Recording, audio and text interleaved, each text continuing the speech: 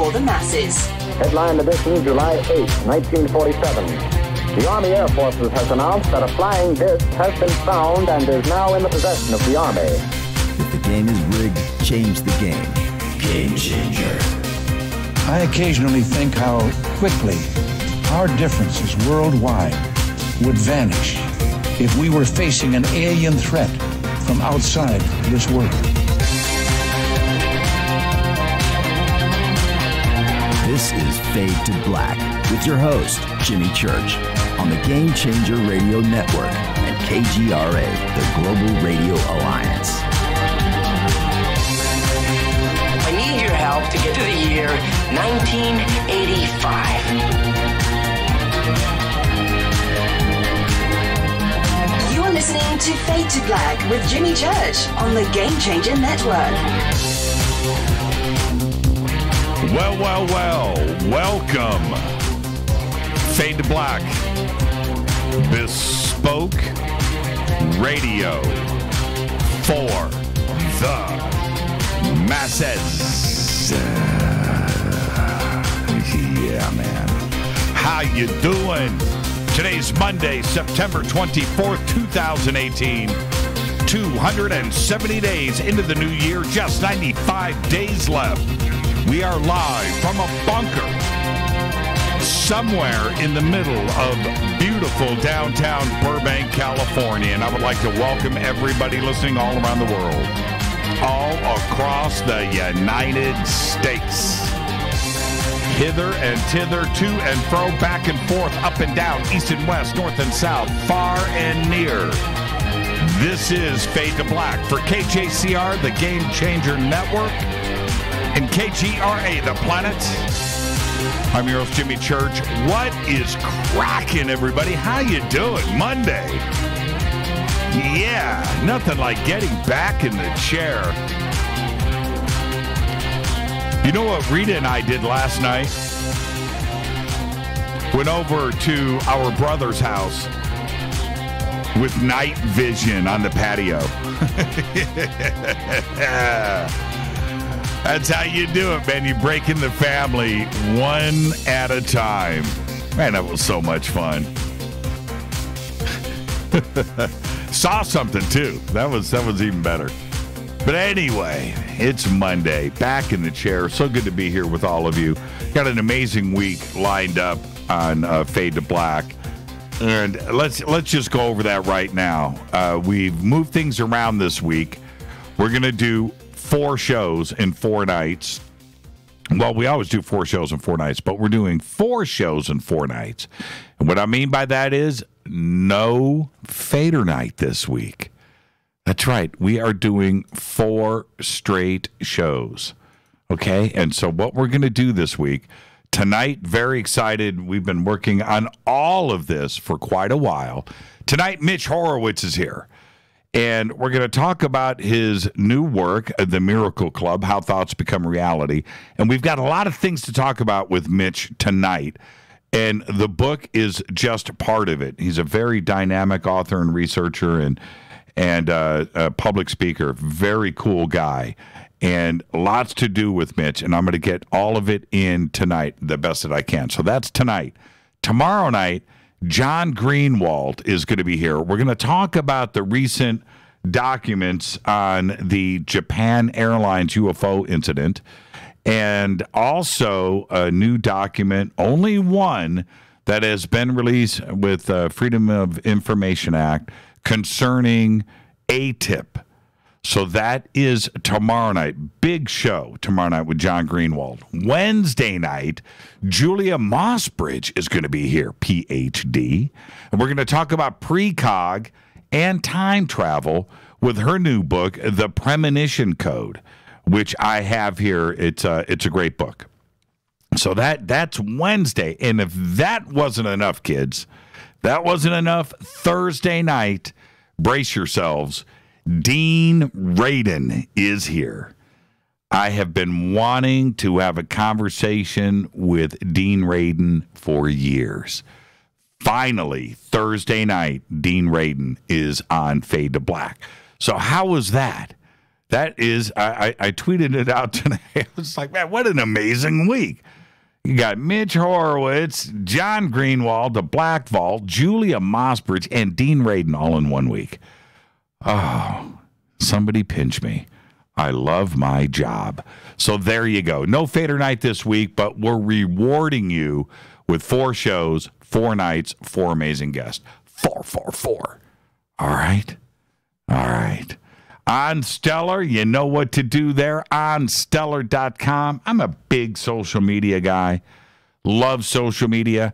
I have my own personal relationship with social media. How I deal with it and not deal with it. But I've gone through it all. I've gone through it all with social media. If anybody understands social media, it is yours truly. It's moi. And going all the way back to the first versions of AOL, right? And your friend's chat box that would pop up. You remember that? You'd sign on, you'd listen to your modem, and you'd wait for it to click over. Oh, I connected. Screen would load, and then your buddy, buddy list. That was it. Yeah, man. And today, it's all evolved into one great place, and that is OnStellar.com, the next great social media platform built for us, built for this community, OnStellar.com. So go hang out there during the show. Hang out at Twitter, at JChurchRadio. That's me, at JChurchRadio. Hashtag F2B is the sandbox. Hashtag F2BQ is Fade to Black Questions. You can follow Mitch Horowitz, at Mitch Horowitz. That's right, and you'll know he's the right Mitch because he's got that spectacular blue check mark right there. He's verified. Yep, right there on Twitter. Follow Mitch. Facebook, YouTube, you know what to do. Okay, everything is Jimmy Church, Fade to Black. You can go find it. Follow, like, and subscribe over at the website. You can also email me directly throughout the show, Jimmy@jimmychurchradio.com. All of you special Fadernauts out there got your secret email to me. And you know, I see those first. That's right. I see those first during the show. Wait. Murph, why did you post Princess Bride here? It's not somebody's birthday that I didn't know about. I need to know. And Frankie, where was this picture taken? That's a pretty cool shot right there. I dig that shirt. Where'd you get that? All right. Hashtag F2B. That's the sandbox. Going to be a few thousand tweets tonight posted right there from all of you. And if you want to see what it's all about, that's all you got to do. Follow me. Follow me on Twitter, at JChurchRadio. Hashtag F2B. Come and hang out. Breaking news. What a news day today. Today was one of those news days where I didn't read nothing. You got the Department of Justice, right? China's sanctions. You got the next Supreme Court justice. You got Facebook. You got spies versus spies. And so I jumped around today looking at these headlines. This is what I did. I jumped around. So I went a little bit to Europe. I went over to Asia, went down to South America a little bit, Central America, jumped around and looked at, I even went to Hong Kong, right? That counts. That's not Europe, right? That's Asia. Jumped over there. And the headlines around the world are all covering the same things. I just told you, the China sanctions, Department of Justice, all the stuff. And so I just thought, what are they saying about this? And it turns out that the news outlets around the world are covering the same news, the same headlines, but they don't have the same information. They're all putting the same, some spin on it. And it's really funny. Where do you go? You know, if you read the body of the news copy from each news source, none of it says the same thing. So which stories got it right? Which news outlet? It doesn't matter. The only thing that they did get right today, that Bill Cosby didn't get sentenced. His hearing continues tomorrow. But one news headline that got through everything, and you probably didn't read. Paleontologists in China have discovered a new species of fossil bird that they say reveals a pivotal point in the evolution of flight when birds had lost the long, bony tail seen in dinosaurs like the Tyrannosaurus, but before they had developed the fan of feathers on a shortened tail seen in flying birds today. You should see the fossil. It's amazing. About the size of a modern crow. The species had wide, short wings, and they probably just flew from tree to tree, right? But there you go. You need to check it out. 127 million years old. All right. Don't forget to subscribe to our podcast. Just $2 a month. Go to jimmychurchradio.com. You can do that right there. You can also become a FADERNIGHT over in our membership section. Simple enough to do. Just click and visit all of our sponsors. All you have to do is click on the banners over at jimmychurchradio.com. Go and visit our sponsors. They've all been with us for such a long time. They're all products that I stand behind. It's that simple. And that's how this show happens. All right? Our dead guy's birthday today, Jim Henson, 1936 to 1990, died so young at the age of 53. And with the Muppets, Henson changed the world. But he sealed the deal with the movie Labyrinth. Jim, if you're listening, happy birthday. On this day in history, 2016, terrorist gunman attacks the Pulse nightclub in Orlando, Florida, killing 49 people. And at that time, it was the deadliest mass shooting in modern U.S. history. But that status would change almost exactly a year later in Las Vegas on October 1st, 2017. Fader fact, vetted fader fact. Catnip is 10 times more effective at repelling mosquitoes than DEET. That's right. DEET is the main and most commonly used ingredient in insect repellents. Scratch that stuff. Just rub catnip all over your body. And you know what? All the cats in the neighborhood are going to love you too. Tonight, very special guest Mitch Horowitz is here. Be with us at the bottom of the hour. Going to talk about his new book, The Miracle Club. But not only that, he covers just a little bit of everything. He's really good. So the conversation is going to be very free-flowing tonight. Tomorrow night, John Greenwald is here. We're going to talk about the Japan Airlines UFO incident, as well as the latest and only document to be released in the Freedom of Information Act concerning ATIP. Wednesday night, Julia Mossbridge is here. We're going to talk about time travel and precognition. Her new book is called The Premonition Code. Thursday night, Dean Radin. I can't believe it. Dean Radin, Dr. Dean Radin, Ph.D., right here on Fade to Black. All right, no Fader night this week. We've got 4 shows, 4 nights, 4 guests. And I would like to welcome back to Fade to Black right now, the one, the only, Ronnie McMullen. Ronnie, good evening, my friend. How are you? How you doing, Jimmy? It's great to hear your voice. Now, yeah. I did announce last week that a friend of ours, and I'm referring to our Fade or Not family, the Fade to Black family, that a friend of ours had a plane crash in his backyard. And I didn't want to tell anybody who. I didn't want you to get bothered. But, Ronnie, that was you. How are you doing? You know, living and breathing. I mean, it was tough. It was, I visualized the whole thing. You know, a lot of the articles will say, oh, yeah, the people weren't home. And that's quite a lie. And I love it, you know, said the police, you know. Right. That's the first problem right there. But, you know, it's I just feel bad for the pilot.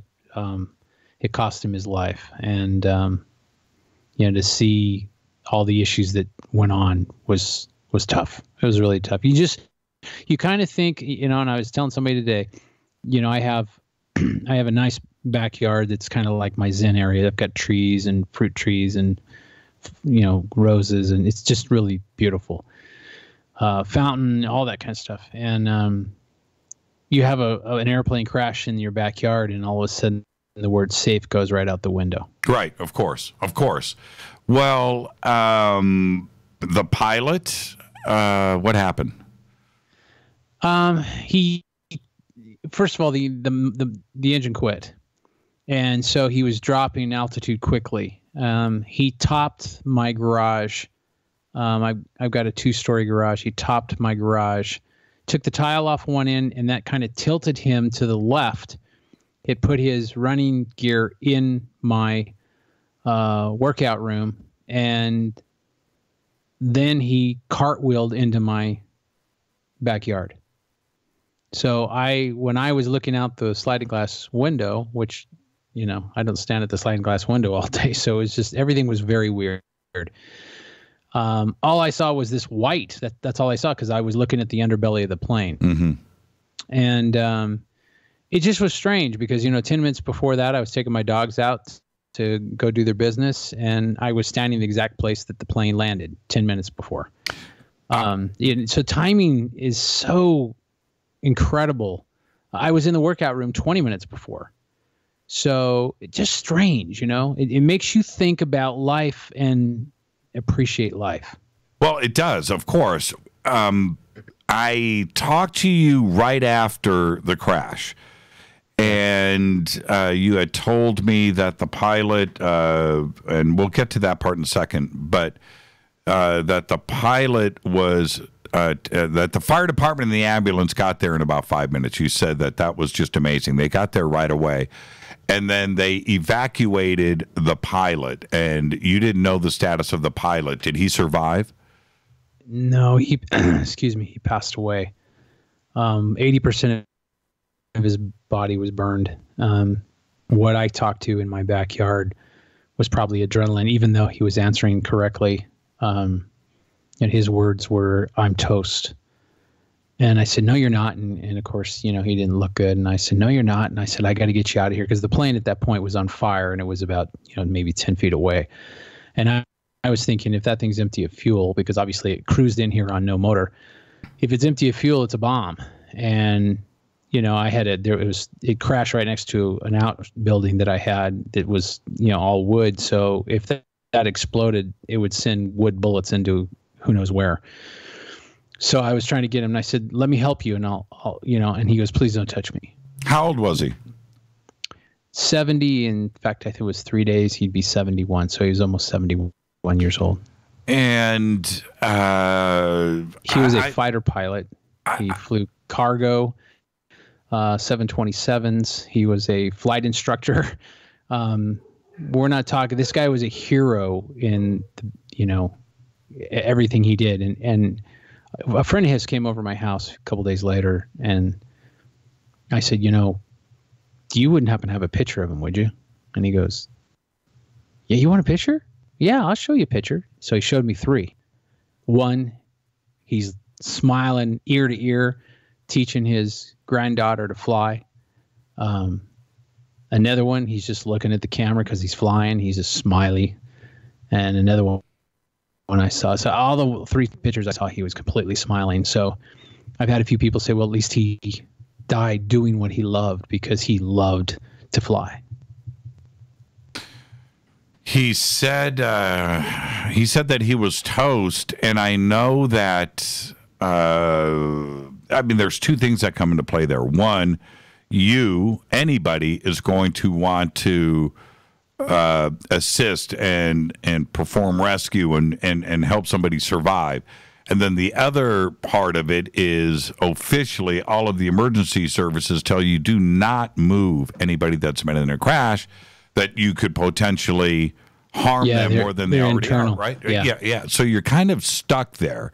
Well, you have to preserve life, though. And for me, it was like, that's it. He's not going to be here. I'm not going to be here if that plane blows up. But when he said, "Please don't touch me," and he, and I thought it was interesting. He didn't say, "Don't touch me." He said, "Please don't touch me." And I thought, how interesting, you're doing terrible and you have manners. Most people have no manners and they're fine. So it's weird. Right. So he's like, please don't touch me. He said it twice. And so I thought, and like I said, he didn't look good. And so I was like, I had to go see if there's any other dead body. It was probably 10 to 15 minutes, 10 to 12 minutes maybe, that the fire department showed up. And the police officers, they stuck around and did nothing. But the fire department was top notch, and so was emergency people taking him away. And have nothing but good to say about it. True first responders, in my opinion.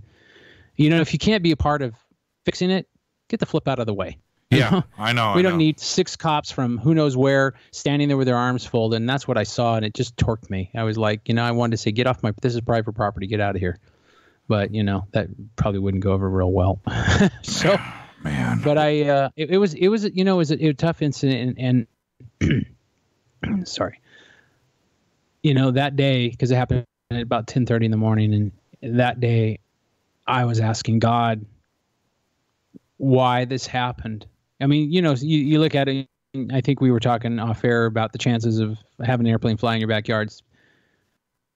1 in a million, 1 in a trillion, 1 in a billion, whatever the numbers are. Right. But it's rare. And I was asking God, I don't take things like, oh, this is a coincidence, or I don't take things for granted. I think there's a message in everything that goes on. So I was like, what are you saying, God? You're trying to tell me something, because I could have been dead. My workers out there could have been dead. It could have been so much worse. So what are you saying to me? And I really felt this sense of knowing after I asked that. And it didn't come quick, by the way, hours afterwards, almost like I needed to keep thinking about it. But after X amount of hours went by, I just had this knowing that I felt like God said, you need to celebrate life more with your friends and your family every day, because you don't know how short life is. Obviously, who thinks they're going to wake up at, and be in their house, and I'm making my phone calls and doing my work, and all of a sudden, bam, here comes this plane. And of course there was no motor because it had quit. So it flew in quietly and just so you don't know. I mean, we get in the car every day. Oh, let's go to In-N-Out Burger. Yeah. We don't know what's going to happen, and we won't come back. That's right. We need to enjoy our family and our friends and appreciate what's around us. Even our dogs, our animals, whatever. We need to, and that's kind of what I got. Ronnie, you're paying too much attention to this. You need to pay attention to this. Because all this over here means nothing. And all this over here means everything. You cannot go tell somebody that's gone what you think. You need to tell them out. So many people don't say, hey, I love you. Do you know that? And I'll never forget when I told my best friend one day, I said, I need you to know, in case, we were like 18, 19 years old. I said, I need to tell you something. He goes, what? What's going on? What? Tell me. And I said, I love you. And he's like, made all these very derogatory comments. And I said, no. You're like a brother to me, and I love you. And you need to know that in case anything ever happens. You need to know that. You need to know that in your soul. And he started crying. And he goes, man, you're getting all mushy on me. I don't know how to do this. I said, I don't either, but I know I appreciate you, and I need you to know that. And you probably do, but just in case, it's good to hear it. Right. And I think that's what has brought out is, I've held my grandson since the crash, and boy, I hold him. Yeah, I know you have. I know you have. I hold him. I think the message is so important. And not only, the obvious is the obvious, Ronnie, which is you never know, right? Life is too short. You wake up in the morning and you live it like it's your last day on earth, man. And you do that every day. We hear that over and over again. And we get a little bit too used to that. But when something like that instantly happens completely, and when it does, of course you're surprised, because if you were expecting it, then it's a different situation. But we need to sometimes hear it from you and from our friends about how precious, every second is. I did a thing, Ronnie. This was a few years ago, but I started to look at how many days you live if you live to 70, right? How many days is that? And I would throw that question out to people, and everybody got it wrong, the answer, right? And then, but you start to, when you get up to a certain age, 40, 50 years old, and now you're looking at a very finite numbers. If you make it to 70 or 80, right? Well, then you start to realize not only are days precious, but minutes, right? Minutes are precious. Correct. And it's really, really true. And you don't want to be at some point in your life going, you know what, man, I regret being a dick. I regret being mean to that person. I regret somebody needed $20, and I would, it's all regret. We didn't want to hand over that little piece of paper that says 2-0. Right. I don't want to be that guy. I just don't want to be that guy. I don't want to live with any regrets, man. I really don't. And sometimes we need to be woken up, and it sounds like you had a moment of self-reflection with your grandson and your wife, and you look around and you go, whoa. And we need to hear that, Ronnie. Thank you for sharing that with us. I'm just, and I think about things, it's kind of like I carry a $100 bill in my wallet all the time. And the reason it's folded up in my wallet, a special place, and this started a couple of years ago, was when I see somebody in need, that I was to give that $100. No questions asked, and when you give $100 to somebody you don't know, sometimes it's tough because you're like, oh, well, they might go out and drink. They might go out. We get very judgmental instead of just going here. And so this has been kind of a training system for me and what's funny is, it's not like I do it every time I go out, but maybe a few months will go by and I haven't done it. And I'll feel this inner voice say, you're not looking hard enough. So in other words, there's need, but I'm not paying attention to it. Right. And it's like, oh my gosh, and that's when and then you start looking, and then it's really a positive energy when you do it. I mean, I could tell you stories and we won't go into that, but it just, so it all goes together, appreciating, doing things for other people, and that's what makes us feel good, is being a help, and real quickly, I had somebody come into my backyard during the crash, and they were a nuisance. They thought they were helping. They gave orders like they were some kind of police officer or fire crew or whatever. And everything, he at one point, get a blanket. Let's, we'll wrap the guy. You'll wrap the guy. He's burnt. It'll stick to him like cellophane. People, if you don't know what you're doing, don't act like you do. You know what I mean? As soon as the firefighters were there, man, I was backing out of the way. Get out of the way. Let them do their thing. They don't need me gawking and watching. And so anyway, but yeah, it's interesting what hard times will bring. Kind of brings you wisdom sometimes. Well, that's why you have Life Change Tea. I mean, you've always been out there doing just that, helping others. It's what you're about, Ronnie, and just thank you for that. And with that, I want everybody to go and visit getthetea.com, Life Change Tea.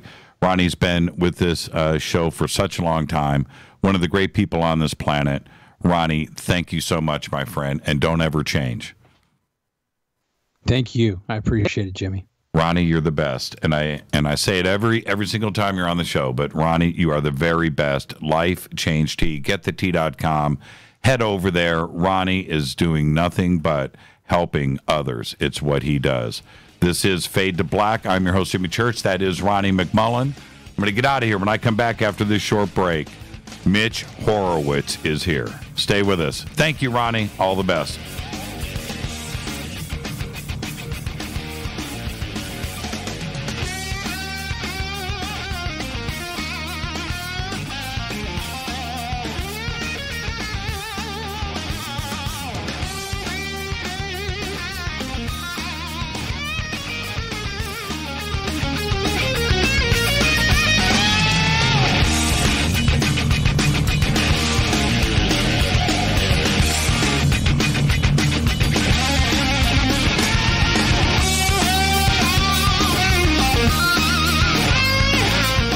This is Nicole Church, daughter of you-know-who, and you're listening to Fade to Black on JimmyChurchRadio.com and the Game Changer Network. You're listening to Jimmy Church, Fade to Black. Fade to Black will now pause for alien identification. The station that talks the net. KGRA Radio. When you take the beans from Central America with dashes of Indonesian and African mixed in and then roast it to the dark side of Fade to Black, you create the ultimate brew of fringe. Introducing the Fade to Black blend from River Moon Coffee. Yes, River Moon's darkest customized roast was created for the love of Fade to Black. The alchemy of masterful roasting and smoking the beans is in every sip of this full-bodied, dark Java. I need my coffee dark, deep, with distinct bittersweet chocolate highlights, just like the bunker. Leaning further into the darkness of the roast is Fade to Black blend from River Moon Coffee. Just click on the banner at JimmyChurchRadio.com and use the promo code F2BBLEND for 15% off of your order today. Go Beckley Teppy. This is Jimmy Church of Fade to Black, and you can get our podcast for just $2 per month. All you have to do is click on the podcast banner over at JimmyChurchRadio.com. Times are changing. The circus of politics, healthcare's low standards and high prices, and let's not forget food quality. What to do? Arm yourself with Life Change Tea at GetTheTea.com. In a world of chemical imbalance and poor air and water quality, it's time you make a move.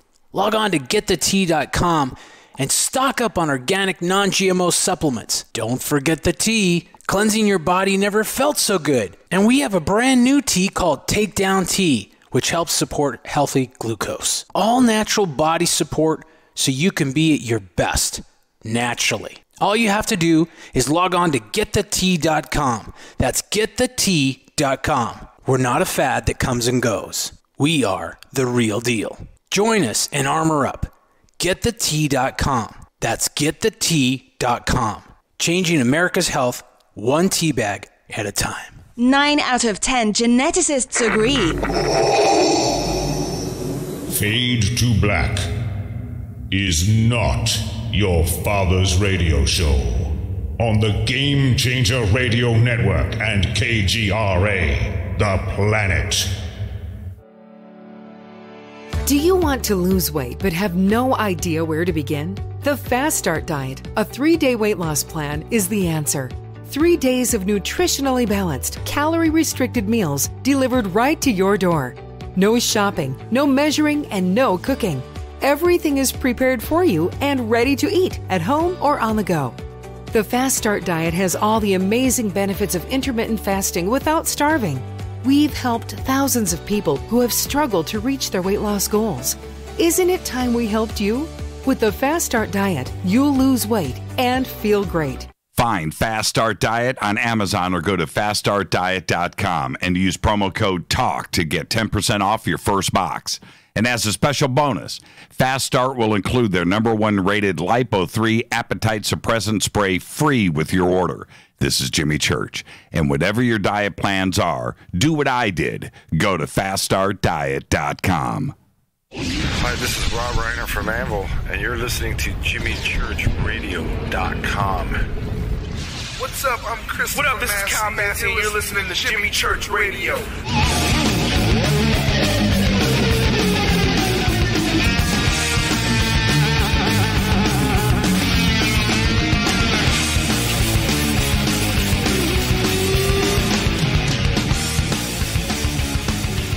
All right, welcome back. Fade to Black. I'm your host, Jimmy Church.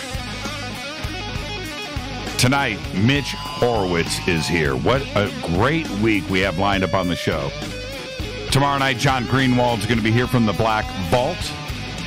Wednesday night, Julia Mossbridge, PhD, is going to be here. Thursday night, Dean Radin, PhD. What a great week we've got lined up. But tonight, it's Mitch Horowitz. I've been looking forward to this show for quite a while. He's a writer in residence at the New York Public Library. PEN Award-winning author of books, including Occult America. We're going to talk about that tonight. One Simple Idea, How Positive Thinking Reshaped Modern Life, Mind as a Builder, and his newest work is The Miracle Club, How Thoughts Become Reality. He has written on everything from the war on witches to the secret life of Ronald Reagan. We're going to get to that, too, as well tonight. For the New York Times, Wall Street Journal, the Washington Post, Salon, Time, and Politico. He has discussed alternative spirituality on CBS Sunday Morning, Dateline, NBC, CNN, and throughout the national media. He hosts the show's Master's Class and One Simple Idea on the New Thought channel, and his work has been censored in China. But of course it has. I'd like to welcome to Fade to Black for the first time, Mitch Horowitz. Mitch, good evening, man. How are you? Thank you, man. Great to be here. It's great to have you. And before we move forward, you get the first-time guest disclaimer, Mitch. Are you ready for that? Oh, I am totally. I've been waiting for this. Okay, here we go. It's just I've heard about this. It's just you and I sitting on my couch having a conversation as friends, and where the conversation starts, it starts. Where it ends, it ends. But we're going to end as friends. All right, there you go. See, that was painless. Yes, it was, as a matter of fact. Now, a couple of things before we get started. These are. I'm going to get two personal questions out of the way, and then we'll start with the fun. You've got a look. You've got an image, right? And so it's one of rebel, right? It's one of it's certainly modern. But you've got to look in an image, and then you are writing with intellect. It kind of clashes with the image, but it works too as well. Were you this way as a kid? You know, and then you happen to be a writer and a journalist today. I was definitely that way as a kid. You know, I always experimented with different looks. The first time, I'll never forget, I was growing up in the 1970s in Queens, New York, and the very first time I saw a picture of Elvis in his white jumpsuit, I felt like I was looking at this mysterious archangel. It's like he stepped right out of the pages of The Secret Doctrine. And he was a fan of Madame Blavatsky, and he actually took some inspiration for his costume design from her. And I just saw that, and I thought, yes, and I liked everything about him, the leather and the jumpsuits and everything. So ever since I was a kid, I guess I always had a flair for the theatrical. Blame Elvis. Okay, and music. What did you listen to growing up? Oh, boy, The Who, The Clash, and the Dead Kennedys. That was the Holy Trinity. Yeah, you know what? That's all connected. I can go with that. I thought you were going to throw in the Germs. It might be a bit of a reach, but yeah, I see all of that in you, and you need to sometimes. How do I want to say this? You got to push the envelope in your personal life growing up and test the waters a little bit, and then it teaches you a little bit about society as you go forward, doesn't it? And also, I was born under Mercury retrograde, the cycle of Mercury retrograde, and I'm told that when your birthday falls during that astrological cycle, you get younger as you age in certain ways. So I feel more like myself today at the age of 52 than I did at age 22, honestly. And so I have to hand that to Mercury retrograde. What do you think when you're out doing public speaking, or you're going to do a book signing or whatever, you're doing your thing, you have those out there that know who you are and your image, right? But you've got people out there that maybe have read the book and they don't know, they're invited by friends. You get introduced, and then you hit the stage wearing, Doc Martens and your sleeves. Well, I think very often people are relieved because we're all so tired of the whole Stuart Smalley look, the new age man wearing the beige sweater, speaking in the saccharine soft tones. I don't like anybody to feel that they have to be put into some kind of a box.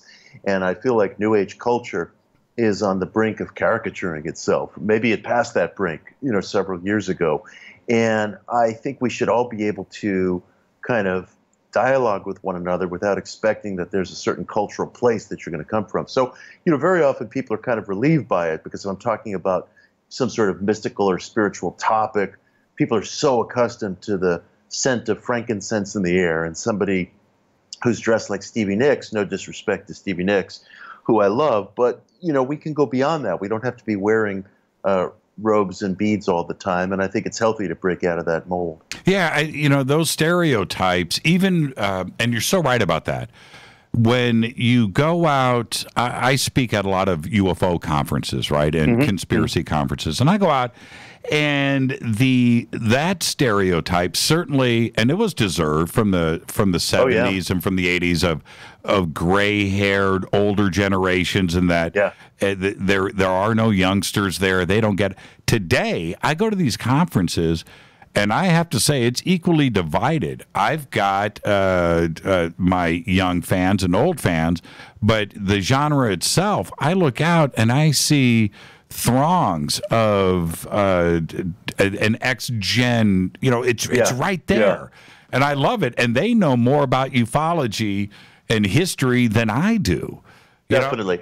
Our culture is opening up. You're starting to see more dreadlocks. You're starting to see more leather. You're starting to see more Doc Martens. It's not just the same old crowd dressed in corduroy speaking in sing-song New Age tones. And I don't want to put too much emphasis on the outer, because my feeling is, people should just dress however they most feel comfortable. But it's nice to see the stereotype cracking up. Yeah, that's right. And not to harp on this, but I have often said, to the older crowd, don't be intimidated. Go up and hang out with the kids. Right? Absolutely. Absolutely. They want to talk to you too. Yeah. And you always find that, the nicest, brightest, most capable kids you meet are kids who are into goth culture, or are kids who have like a death metal look, because they're the seekers, and they wear that as a uniform to kind of signal being outsiders, but it doesn't mean they're not approachable. Quite the opposite. When I hear from parents who are concerned because their teens are getting into goth or death metal, I congratulate them, because those kids, they're the outsiders in the best sense. They're the seekers, and I love them. That's exactly right. And now my second question, before we get started. I like the personal questions. We could go out all night. Absolutely, we can. Is the acceptance of your subjects when you're talking about the occult or magic or new agey type of subjects, but you're out there dealing with the mainstream media and a book publisher that is standing behind you. You're out there doing. Has the mainstream media changed? Are they starting to embrace some of these fringe topics that were taboo in the past? I'd have to give a yes and no to that. I mean, to some extent, we have seen certain breakthroughs. The New York Times over the past year has reported more seriously on UFO phenomena than they have any time over the past decade. So there have been certain openings. What I will find is that if you can connect with mainstream media folks on things that they found fascinating when they were kids, then you can find sort of a basis to dialogue with them. Every kid at one point or another grew up with a fascination around flying saucers or Bigfoot or the Loch Ness Monster, or what were those twigs cracking in the woods, or something strange that happened to them when they were a kid.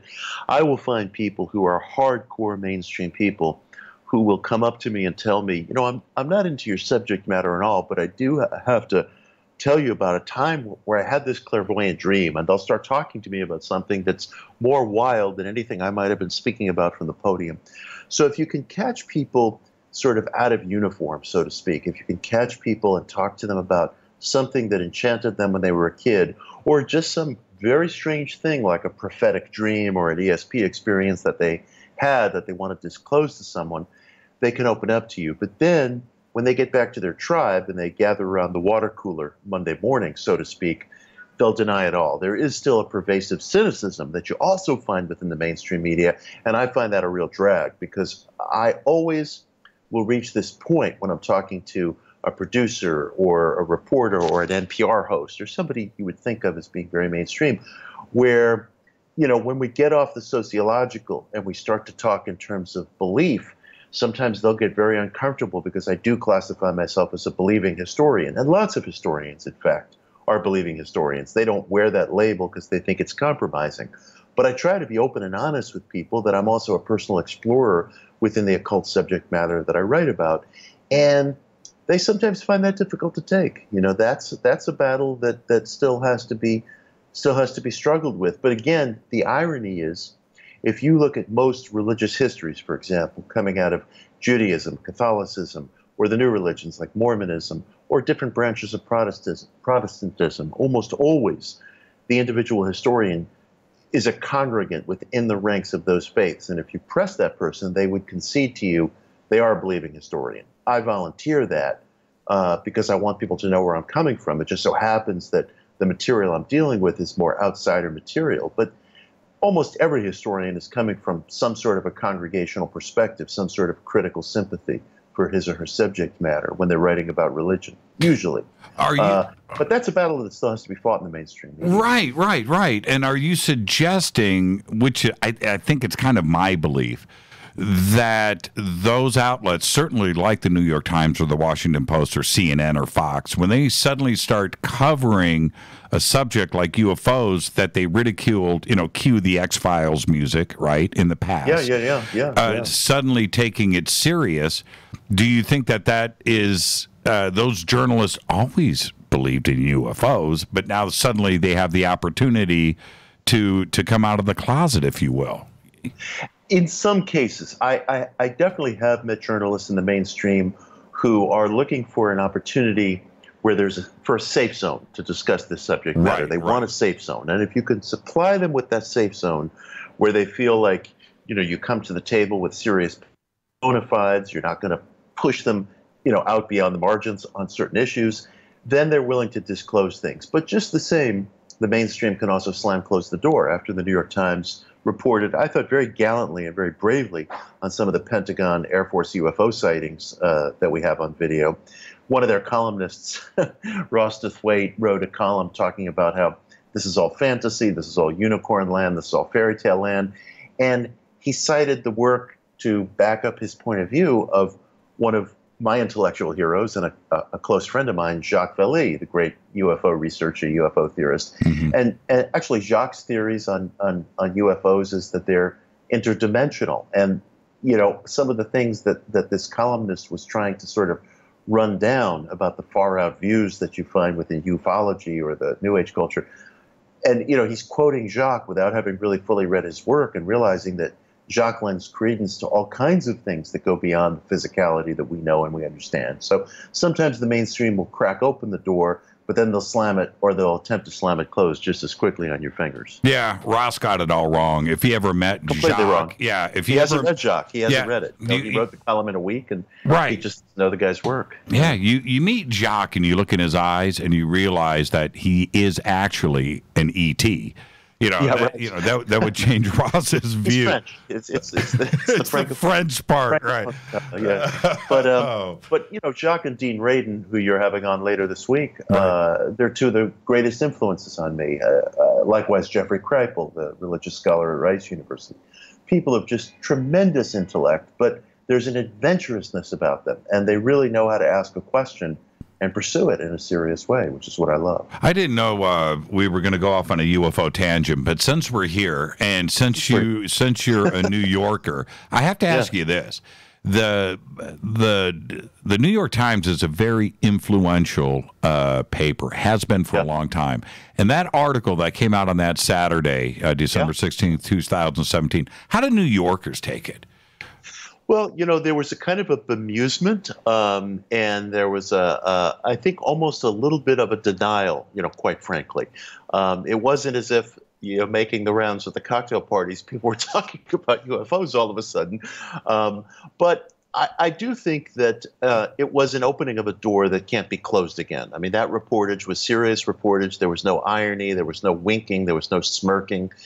And I do think it opened a door. People are very slow to come around to these things. I mean, all across the country, people are slow to come around to these things. We've made these extraordinary discoveries just in our generation that, there could be, in fact, almost certainly is water on the planet Mars, for example. Mm-hmm. But 25 years ago, that would have sounded absurd. And people are slow to take on the gravity of what that might mean, that it might mean that within our own solar system, there are conditions conducive to life within our very own solar system.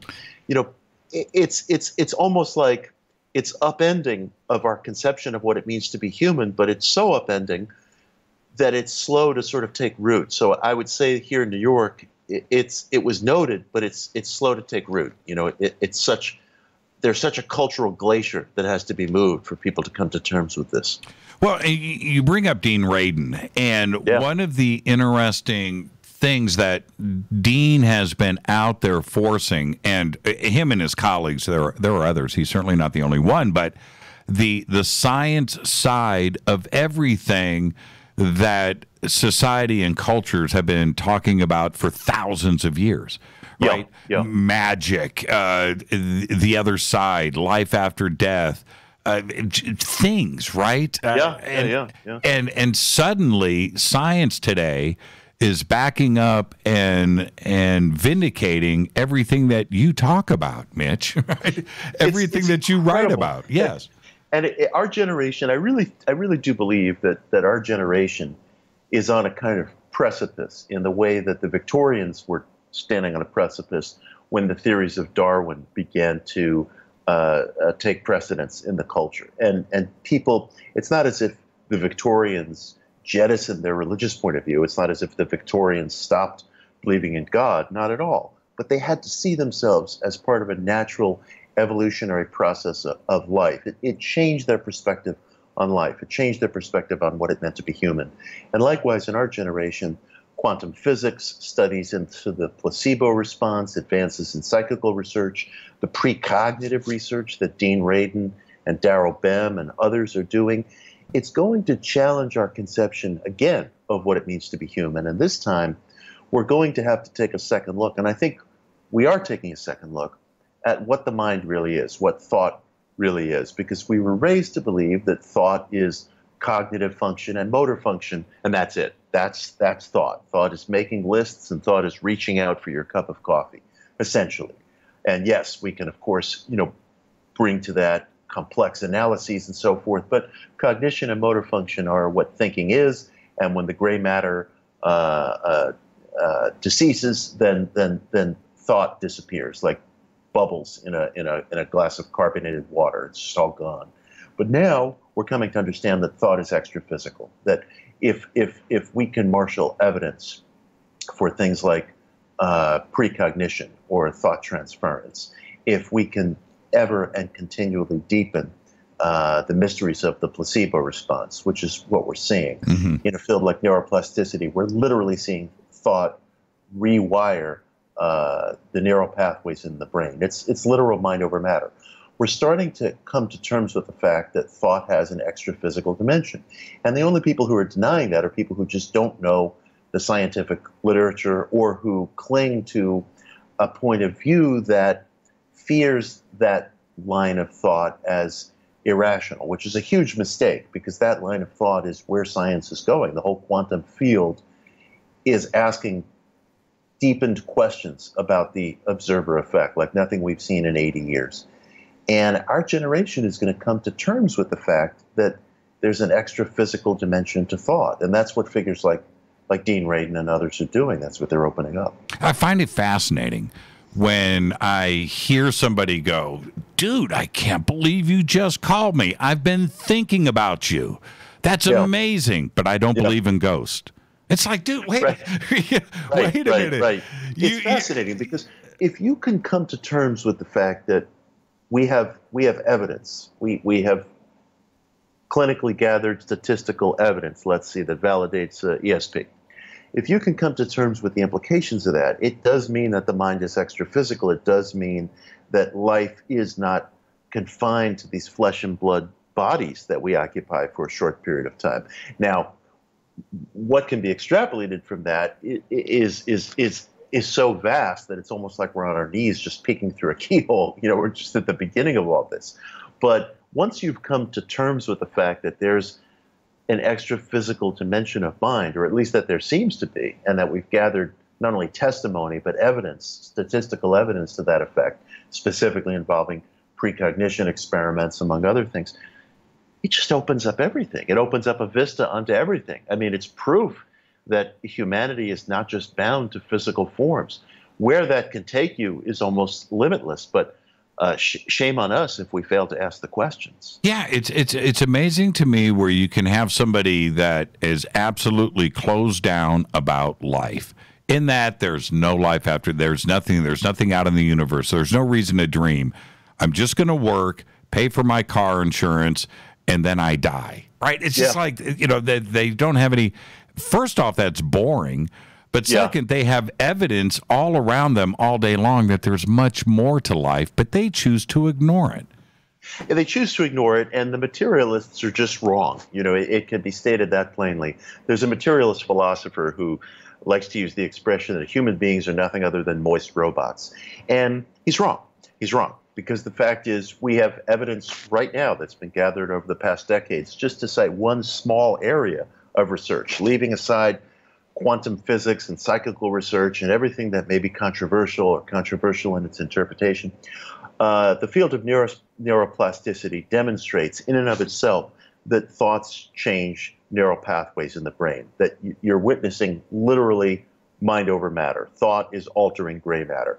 Well, there's no such evidence for that happening in a machine. There's no such evidence for that happening in a robot. There may be someday, but right now we don't have a program that runs through a computer that allows the computer to intrinsically evolve a different hardware from within itself organically. It may be able to assemble these things, of course, but that's motor function. That's different. That's not an evolutionary phenomena that's playing from within the machine. Motor function is different. We see thought actually leading to evolutionary phenomena within the brain, if I can use that term to describe an alteration of the brain's neural pathways. So we're not moist robots, and that's just citing one example that's already 10 years old at this point. There's many others. Materialism just doesn't hold up in the 21st century. The other part, we've got to take a break right here, and the other part about this that I would suggest to anybody that has doubts, the main focus for DARPA and for Sandia right now are to make those conscious connections to computers. I mean, that's their focus.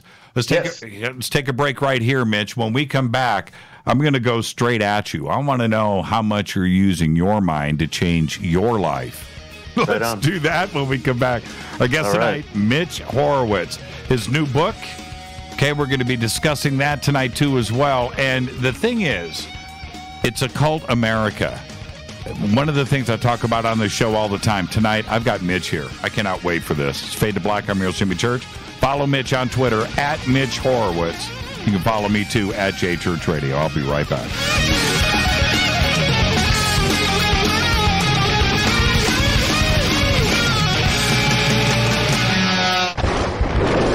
This is Fade to Black with Jimmy Church on the Game Changer Radio Network and KGRA, the Global Radio Alliance.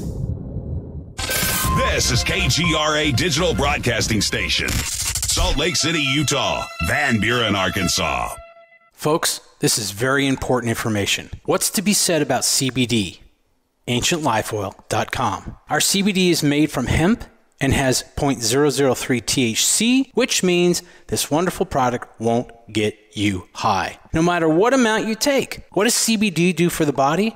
My hands are tied. But you can Google CBD benefits and be astounded. When you're finished reading, you'll want to log on to AncientLifeOil.com. That's AncientLifeOil.com and purchase. Life is good when you feel good. People are tired of pain. People are asking for non-GMO organic products to help them with you fill in the blank. Legal in 49 states, and again, our CBD is made from hemp. Ancient Life Oil is about helping people one by one by one. If you wonder how good the product is, the CEO takes it every day without miss. AncientLifeOil.com. That's AncientLifeOil.com. Have a great day.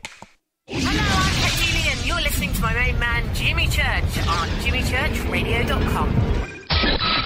Hi, this is Ray Hobbs here, repping the planet, and you're listening to my good friend, Jimmy Church, Fade to Black, on the Game Changer Network and the KGRA Digital Broadcast Station. This is Toby Kebbell. You're listening to JimmyChurchRadio.com. Don't hurt me, Jimmy. I'm only little. Hey, I'm Adrian Grenier. And this is Ari Gold. We're the Honey Brothers. Yes. We are of the Honey Brothers. Hey, I'm Adrian Grenier. And I'm Ari Gold. We're the Honey Brothers. And you're listening to Jimmy Church. The Revolution. Reclaim your active lifestyle with Angioprim. Angioprim is the original liquid oral chelation supplement. Chelation helps remove toxins, heavy metals, and cholesterol in your veins and arteries that can cause blockages. Scientific research proves the active ingredient in Angioprim has superior oral chelation action that helps promote cardiovascular health. Find out more. Go to angioprim.com. Talk to a trained consultant by calling Angioprim toll-free 877-882-7221. This is Jimmy Church of Fade to Black, and you can become an official FADERNIGHT by just going to our membership section at jimmychurchradio.com. Hey, it's Grace. Can we talk about something serious for a minute? Your age. Getting old has its perks. But remember, being a few years younger, you know, your hair was thicker, you didn't have so many wrinkles, that extra weight wasn't haunting you, and you just felt better. Well, we can't turn back the clocks and go back 10 or 15 years, but you can start feeling and looking 10 or 15 years younger with Nature's Youth RSF. It's a doctor-formulated daily supplement that helps your body maintain its peak performance and fight the aging process. Imagine sleeping better, looking better, and feeling better. See how Nature's Youth RSF has helped thousands of people just like you at nature'syouth.com. nature'syouth.com. Imagine how it will feel when your family and friends are asking you what you did to look so good. Your secret will be Nature's Youth RSF. It's time to start looking better and feeling better. Learn more and order your Nature's Youth RSF at nature'syouth.com. That's nature'syouth.com. That's nature'syouth.com. This is Jimmy Church of Fade to Black, and I only use night vision goggles from Bearing Optics. You can see your very own green chrome balls today by clicking on their banner at jimmychurchradio.com. This is Micah Hanks of the Gralien Report, and you're listening to Jimmy Church on Fade to Black, across the globe on the Game Changer Radio Network and the one and only KGRA Radio, The Planet.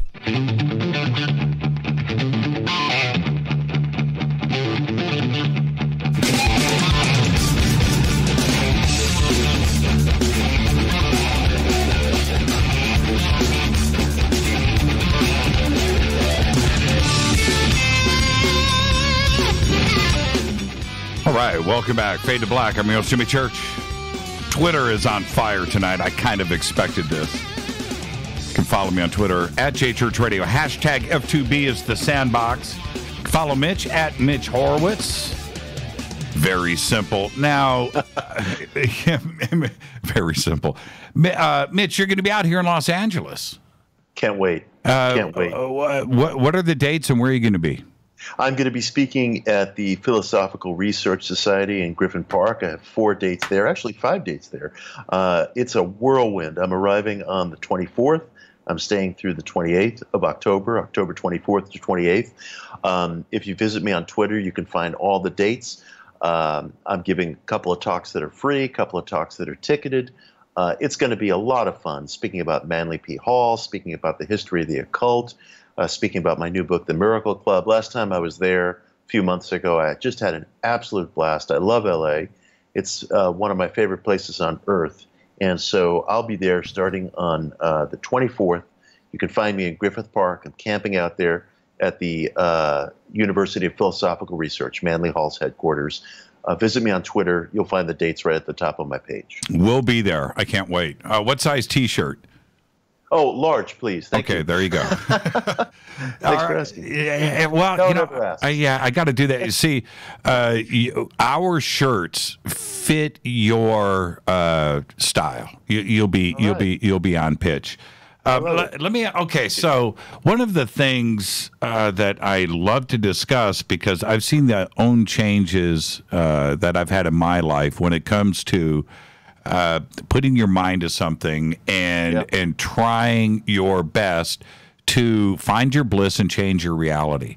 And now that's what the new book is about, which is great, and I have it, and the book is amazing. But do you apply this in your own life, and what kind of changes have you seen?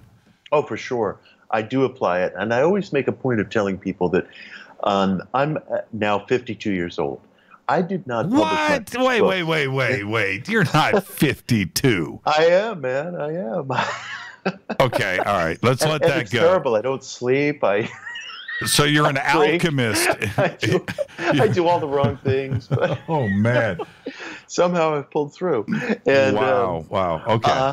I didn't publish my first books until I was in my 40s. And, people could say, well, yeah, but, you were hanging around publishing. You were kind of getting primed for it. And yes and no.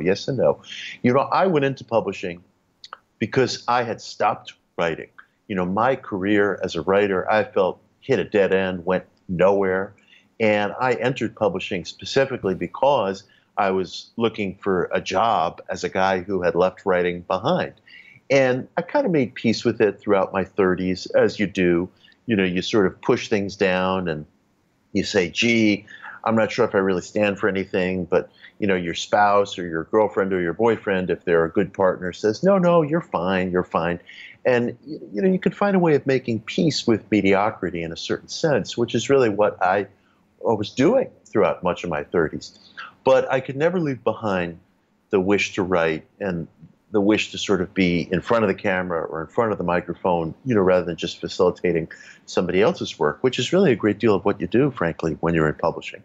And I found my way back to writing through a strange series of coincidences and breaks. And I found my purpose as a writer, which was to document metaphysical experience. I realized in my late 30s, early 40s, that that's what I had been missing. That's the sense of mission that I had been missing. And I write about this in the Miracle Club. In fact, I have an article at medium.com called How Quitting Writing Made Me a Writer. I didn't have that sense of mission, but I used my mind's faculties. I was searching in a very active, determined, committed way. I had a mental picture of where I wanted to go, and the events unfolded in ways that I never, ever could have foreseen. And it so happened that it wasn't until I hit middle age that I really found my way and my voice as a writer. And I attribute that to the program of mind metaphysics that I write about in the Miracle Club. It happened for me, and I use it every day. I have my failures because I've never suffered from depression, but I suffer from anxiety.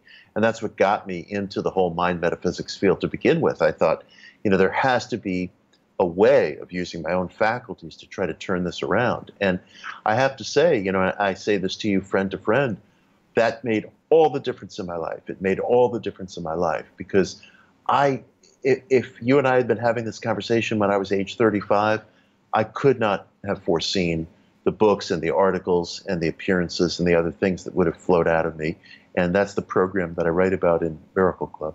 Was there one moment, one thing that you could look back now and go, that was the epiphany? Well, this is the moment. Friends of mine were running the magazine Science of Mind, which is an old positive thinking monthly magazine that goes back to the 1920s. I read a column for it today. It's still with us. And they this goes back many years. They got an interview with the Major League Baseball pitcher Barry Zito. And Barry at the time was pitching for the Oakland A's. And Barry grew up on this mind metaphysics material. His parents were very into it. They imbued him with it. And he used it as an intimate part of his own training regimen. And so they got an interview with Barry, and this was a very big get, and they didn't want to blow it, and they saw me as somebody who they could trust, and they came to me and asked me if I would interview Barry and write a profile of him. And I said very much, yes, I would. I was eager to do it, although I hadn't picked up a pen for 10 years. I had not picked up a pen other than to write promo copy or catalog copy for 10 years. So I threw myself into this with a real sense of mission. I wrote the profile. I was happy with it. I was pleased with it. It's online. It's called Barry's Way. Anybody who wants to can throw that into Google. They'll find it.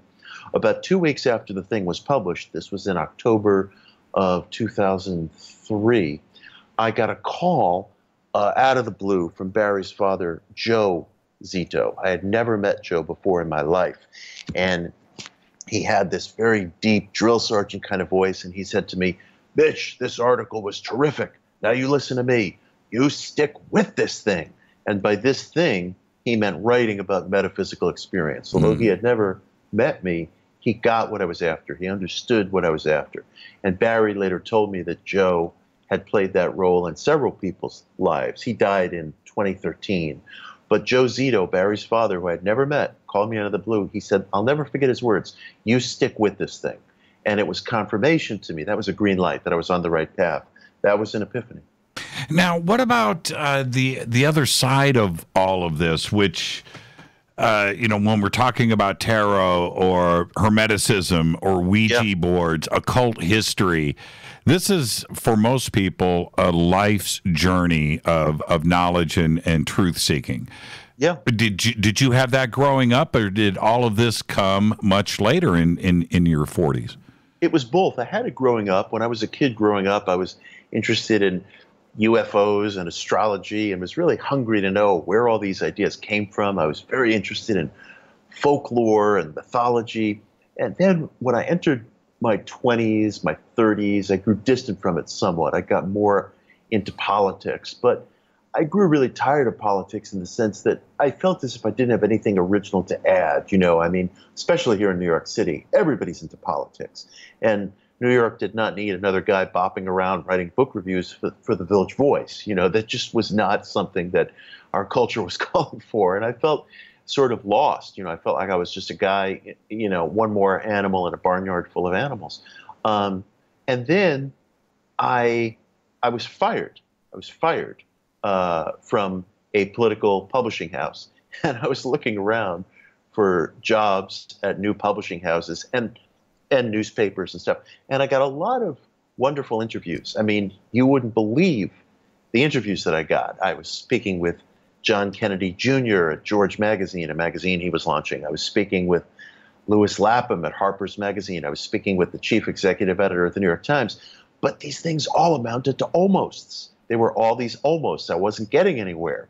I would get to the second, third, fourth interview, but the job wouldn't happen. And I thought to myself, I got to take stock of things here, man. I can't live on almosts.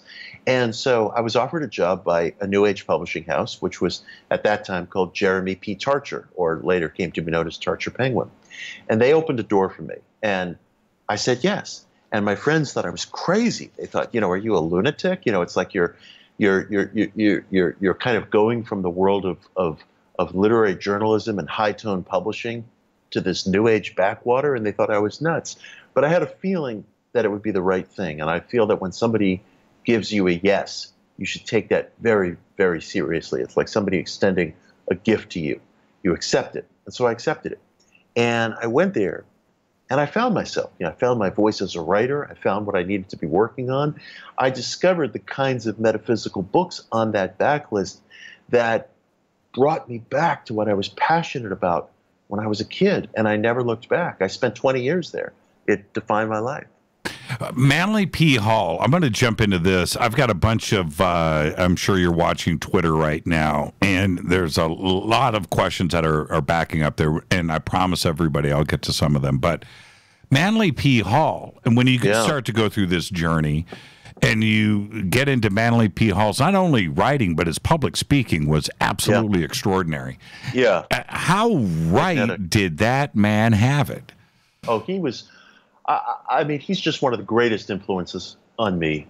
Manly Hall, I didn't discover him till I was a little bit older. I mean, he was already several years gone when I discovered him. But when I did, it was like falling into this rabbit hole of discovery, because there were a handful of people who convinced me that you could pursue studies into the occult with a deep intellectual gravity. And that was the influence that Manly Hall had on my life. And as it happens, the first public talk that I ever gave was called The Occult Philosophy in American Life. And it was at Manly Hall's headquarters, where I'm returning to next month. That was in 2005. And here's another thing about, when somebody offers you a gift, you accept it. The head of Manly's organization at that time said to me, listen, if you're ever in the neighborhood, our stage, our podium is open to you. And I said, okay, well, I'm going to be in the neighborhood in September. I didn't have any plans to be in LA, but I thought I will get a ticket. I will go out there on my own dime, because I knew it was going to be a transformative experience. And I felt a gift was being extended to me, and I accepted it. And I went there and I gave this talk, The Occult Philosophy in American Life. That was in fall of 2005, 2 years after the phone call with Joe Zito. And that talk became my first book, Occult America. It changed everything for me. Manly Hall and his institutions have changed everything for me. And where did I've speculated on this so much because, quite frankly, he freaks me out. His intelligence, the way that he speaks, the way that he writes. Yeah, and it was extraordinary. It's insane when you think about how complex that man was. Yeah. Where did he get it? That's yeah. Where did he get it from? Did he download it from some off-world? I don't know. He was not an ordinary man. You know, it's funny, as we speak, I'm holding a copy in my hands of The Secret Teachings of All Ages, and I'm holding a replica of the original edition. This guy was 27 years old when he published this book. 27 years old. And, I mean, I cannot say enough on this book's behalf. The Secret Teachings of All Ages, and I've read the book in its entirety. Its passages on Pythagorean mathematics, ancient mysteries, mythology, the esotericism of the Shakespeare dramas, any single chapter would be worthy of a lifetime of study. Any single chapter. And you would think it was some ancient English bibliophile writing it, you know, some guy 90 years old. And or a compilation of authors. Right. Yes. And this was a kid yes. of 27 years who never really had formal education. He grew up in the Dakotas. He bopped around the West. As a kid, his grandmother briefly enrolled him in a military academy here in New York City, where I live, where he started writing the book, and then he bopped out to California. But he didn't have a university degree. He had very little formal schooling. He visited public libraries in the U.S. and Great Britain. There's almost no cracking the code of where Manly got all this information from. It just was extraordinary.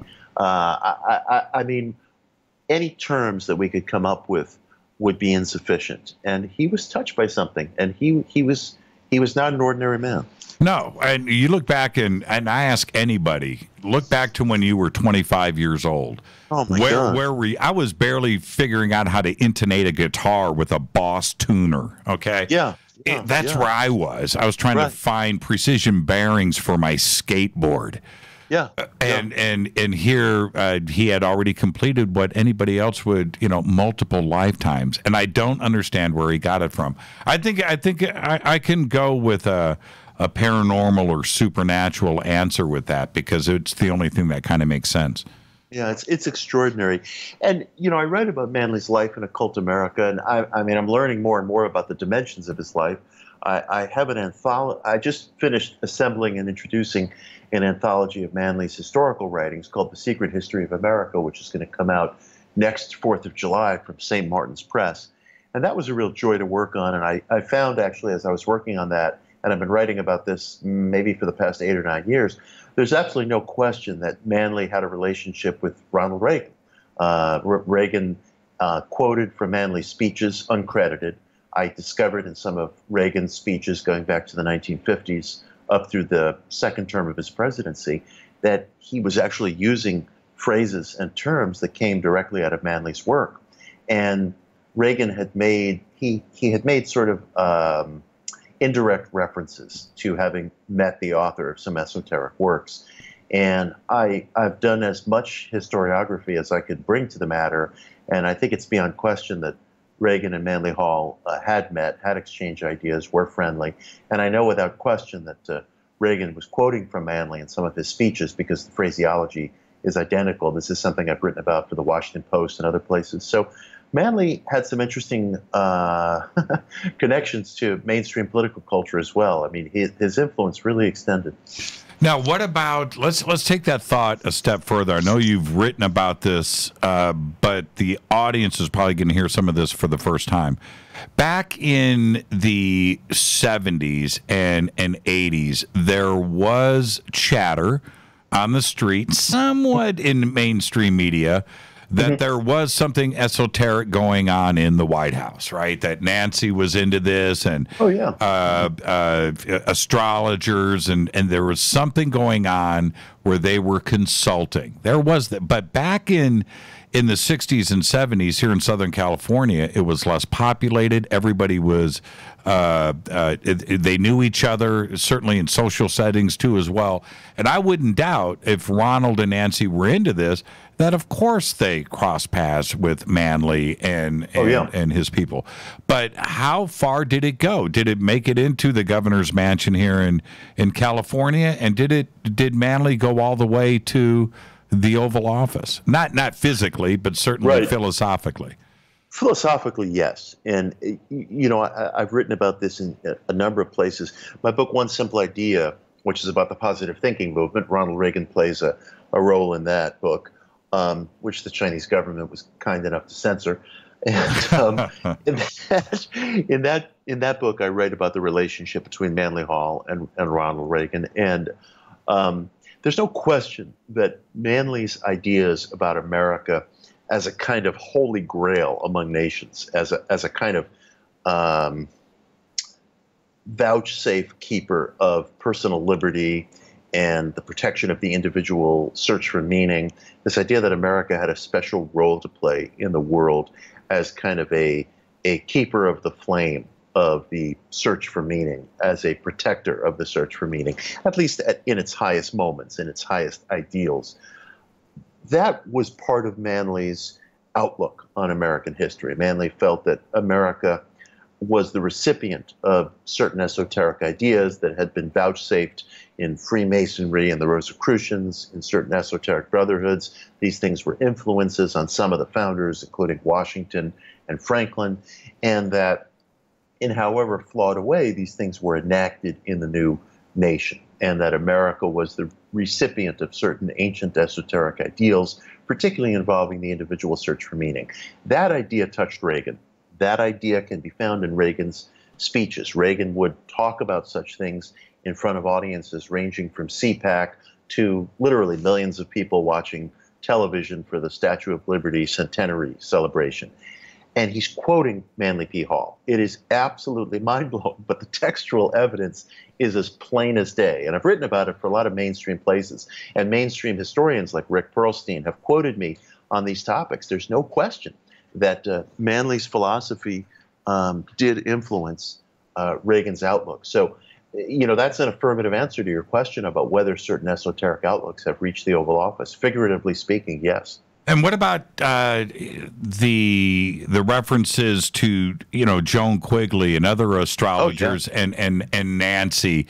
Do you think that? I mean, I think it's factually based now, and we can comfortably say that this is part of the historical record. Oh, without question. But how far did it go with influencing this country and Ronald? My guess would be that Joan Quigley, who was the San Francisco-based astrologer who was a close confidant of Nancy Reagan's, for the most part, what Joan Quigley did was she vetted Reagan's appointment book and his appointment calendar. She might have altered a day where a particular announcement was made. She might have altered a day where a particular meeting was held. I don't think her influence extended to policy, but it extended more to timing. And I think that's really veritable. And there were people in the White House who were gravely concerned about this, that, there was a stargazer who was influencing the timing of certain trips or meetings with foreign leaders and so forth. But in terms of timing, there was a veritable influence. Yeah, you can't meet with Brezhnev. Mercury's in retrograde. Exactly. That kind of thing was talked about. And the funny thing is, people always speculate, what are the occult connections to the White House? Well, the occult connections to the White House are a lot like those that you'll find in any walk of life. I mean, you will find a certain slice of our population that's interested in the occult, and the same fraction of the population that passes through the White House or the Supreme Court or Congress or corporate suites also has an interest in the occult. It's a fact that Richard Nixon, for example, not usually thought of as a man of occult passions, met with the psychic Gene Dixon in the Oval Office, literally in the Oval Office. And we know this because Gene appears on the Watergate tapes. Nixon taped everybody for a period of time who he met with in the Oval Office. And Nixon's secretary was close friends with Gene Dixon. She persuaded him to have a meeting with her in 1972 in the Oval Office, which he did. He didn't seem to take it very seriously, but there he was, having a conversation with a psychic in the Oval Office, and it's on tape. Yeah, and today, most people don't understand, Gene Dixon was big time. Oh, yeah. We're talking big time situation. She was a virtual household name in America at that time. Yeah. Jean became famous because she, I suppose you could say, predicted the assassination of John F. Kennedy. And I have an article at the website Salon where I write about this. Jean, in 1956, in an interview with Parade magazine, physically described someone a lot like Kennedy and talked about him being assassinated while in office. And when you read the words in retrospect, it's pretty uncanny. But what people forget, of course, is that Jean also made hundreds of predictions that were completely wrong. And once in a while, she would get a hit. And her words about Kennedy were uncanny. And it made her famous. But, of course, Jean had a lot of predictions that didn't come to pass. We need to take a break right here. When I was, my mom was all into Edgar Cayce in the 60s and 70s, and we had all the books and stuff. My mom loved Jean Dixon, right? I mean, so I'm 5'6", I'm a couple of years older than you, so you know exactly what I'm talking about here. Sure, of course. And that was it. And when all of that broke down in 72, 73, my mom was, I knew it, Jean, I knew it, you know. And she was a really, really big deal and a name that I've never forgotten. Let's take a break right here, Mitch. And when we come back, can I talk a little tarot with you and maybe do some Ouija? Oh, it'll be a pleasure. Let's do all of that next. Our guest is Mitch Horowitz. And this is the thing. I knew we would be able to do all of those things I love to talk about. Tonight on Fade to Black, I'm your host, Jimmy Church. Our guest, Mitch Horowitz. We'll be right back after this short break. Stay with us.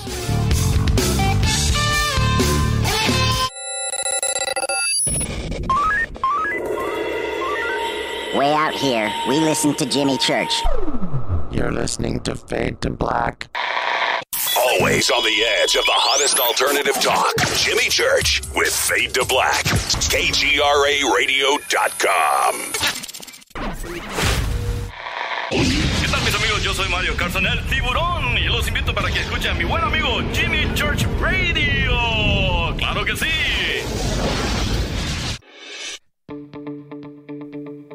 Hurricanes, earthquakes, wildfires. This year we've experienced more than our fair share. This is Jimmy Church of Fade to Black, and last month I decided to make sure my family does not have to worry about food should we get caught in a real emergency situation. Introducing Numana, a healthy, storable product that tastes so good that you'll want to eat it every day instead of just during those times of duress. All Numana products have a 25-year shelf life, are MSG and GMO-free, no preservatives, and are made in America. With the Numana pack in your home, you'll be able to sleep at night knowing that you've protected your family. Not only have I tasted and tested, I own it. Now you can too. Just click on the Numana banner on JimmyChurchRadio.com and use the promo code Jimmy when you order. In addition to a discount, we'll send you an autographed Fade to Black t-shirt. Seriously.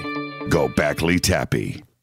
Do you want to be an official FADERNIGHT? Of course you do. This is Jimmy Church of Fade to Black. Just go to our membership section at JimmyChurchRadio.com. So, you love talk radio? Then you'll love TalkStreamLive.com. TalkStream Live is always on, 24/7 with the best streaming talk shows. Find your favorite talkers and discover some new ones. It's free, readily available online or on mobile with any smartphone or tablet. Finding your favorite talk shows all in one place has gotten a whole lot easier. Just go to TalkStreamLive.com. Be sure to download the free apps from Google Play or the iTunes App Store. You listen to us, and we listen to you. And so does the CIA. KGRARadio.com. If you have hard water, the Lime Scale not only leaves white spots, it clogs pipes and breaks down appliances, costing you hundreds of dollars in energy and wear. Eliminate Lime Scale and other water issues like brown staining and bad odors with HydroCare water products, available from Wave Home Solutions. Wave's affordable water systems don't use salts or chemicals. You'll love the way your water tastes, smells, and looks. Satisfaction guaranteed. For more information, go to bestwater123.com. That's bestwater123.com. Are you intrigued by Paranormal Talk Radio? You'll love the new Paranormal Radio app from TalkStream Live. You'll find a great selection of talk shows covering UFOs, ghosts, strange phenomena, and much more. Download the Paranormal Radio app now and start listening to the very best in paranormal talk entertainment, including the network you're listening to right now. The Paranormal Radio app, free in Google Play and the iOS App Store. You are listening to Fade to Black with Jimmy Church on the Game Changer Network. Oi, oi, I'm Reese Evans. You're listening to Jimmy Church. This is Revolution. The revolution will not be televised. The revolution is on radio. Ciao.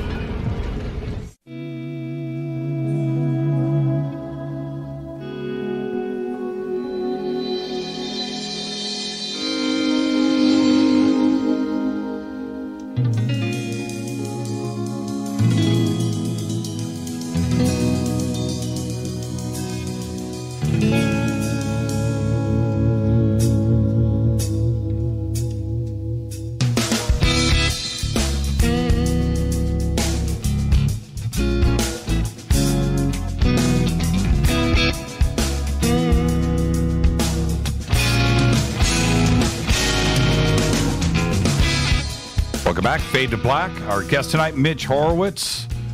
Now, we're covering a lot of stuff tonight, but I've got to do this, and I'm doing this for me. I'm just letting everybody know that. Tomorrow night, right here, John Greenwald. Wednesday night, are you ready? Wednesday. This is the amazing week here. Julia Mossbridge is here on Wednesday, and then Thursday night, Dean Radin. Mitch, don't you want to be me right now? What a week on the air. Yes. Man, just absolutely. I'm stealing your identity as we speak. It's just so cool. You know, sometimes I do have to sit back and go pinch me, but you know what? It's all creating your own reality. Yes. Yeah. Now, I want to talk tarot, and I love our community. Sometimes things are precious to us, and I don't like things to change. And then commercialism gets involved. And now with tarot today, I can go out and probably buy Speed Racer tarot cards, right? Oh, sure. Right? Yeah, for sure. Pokemon, right? I believe tarot cards, yeah. I've seen Gummy Bear, all right, tarot cards. So is that a good thing, getting out there to the masses, Barbie tarot cards?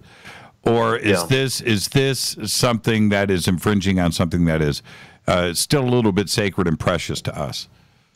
Right.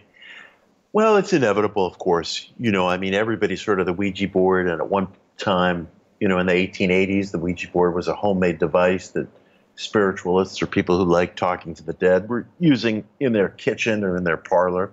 And then some novelty manufacturers in Baltimore got hold of it, patented the thing, and 1891, and so was born the Ouija board. So it's always going to happen in one way or another.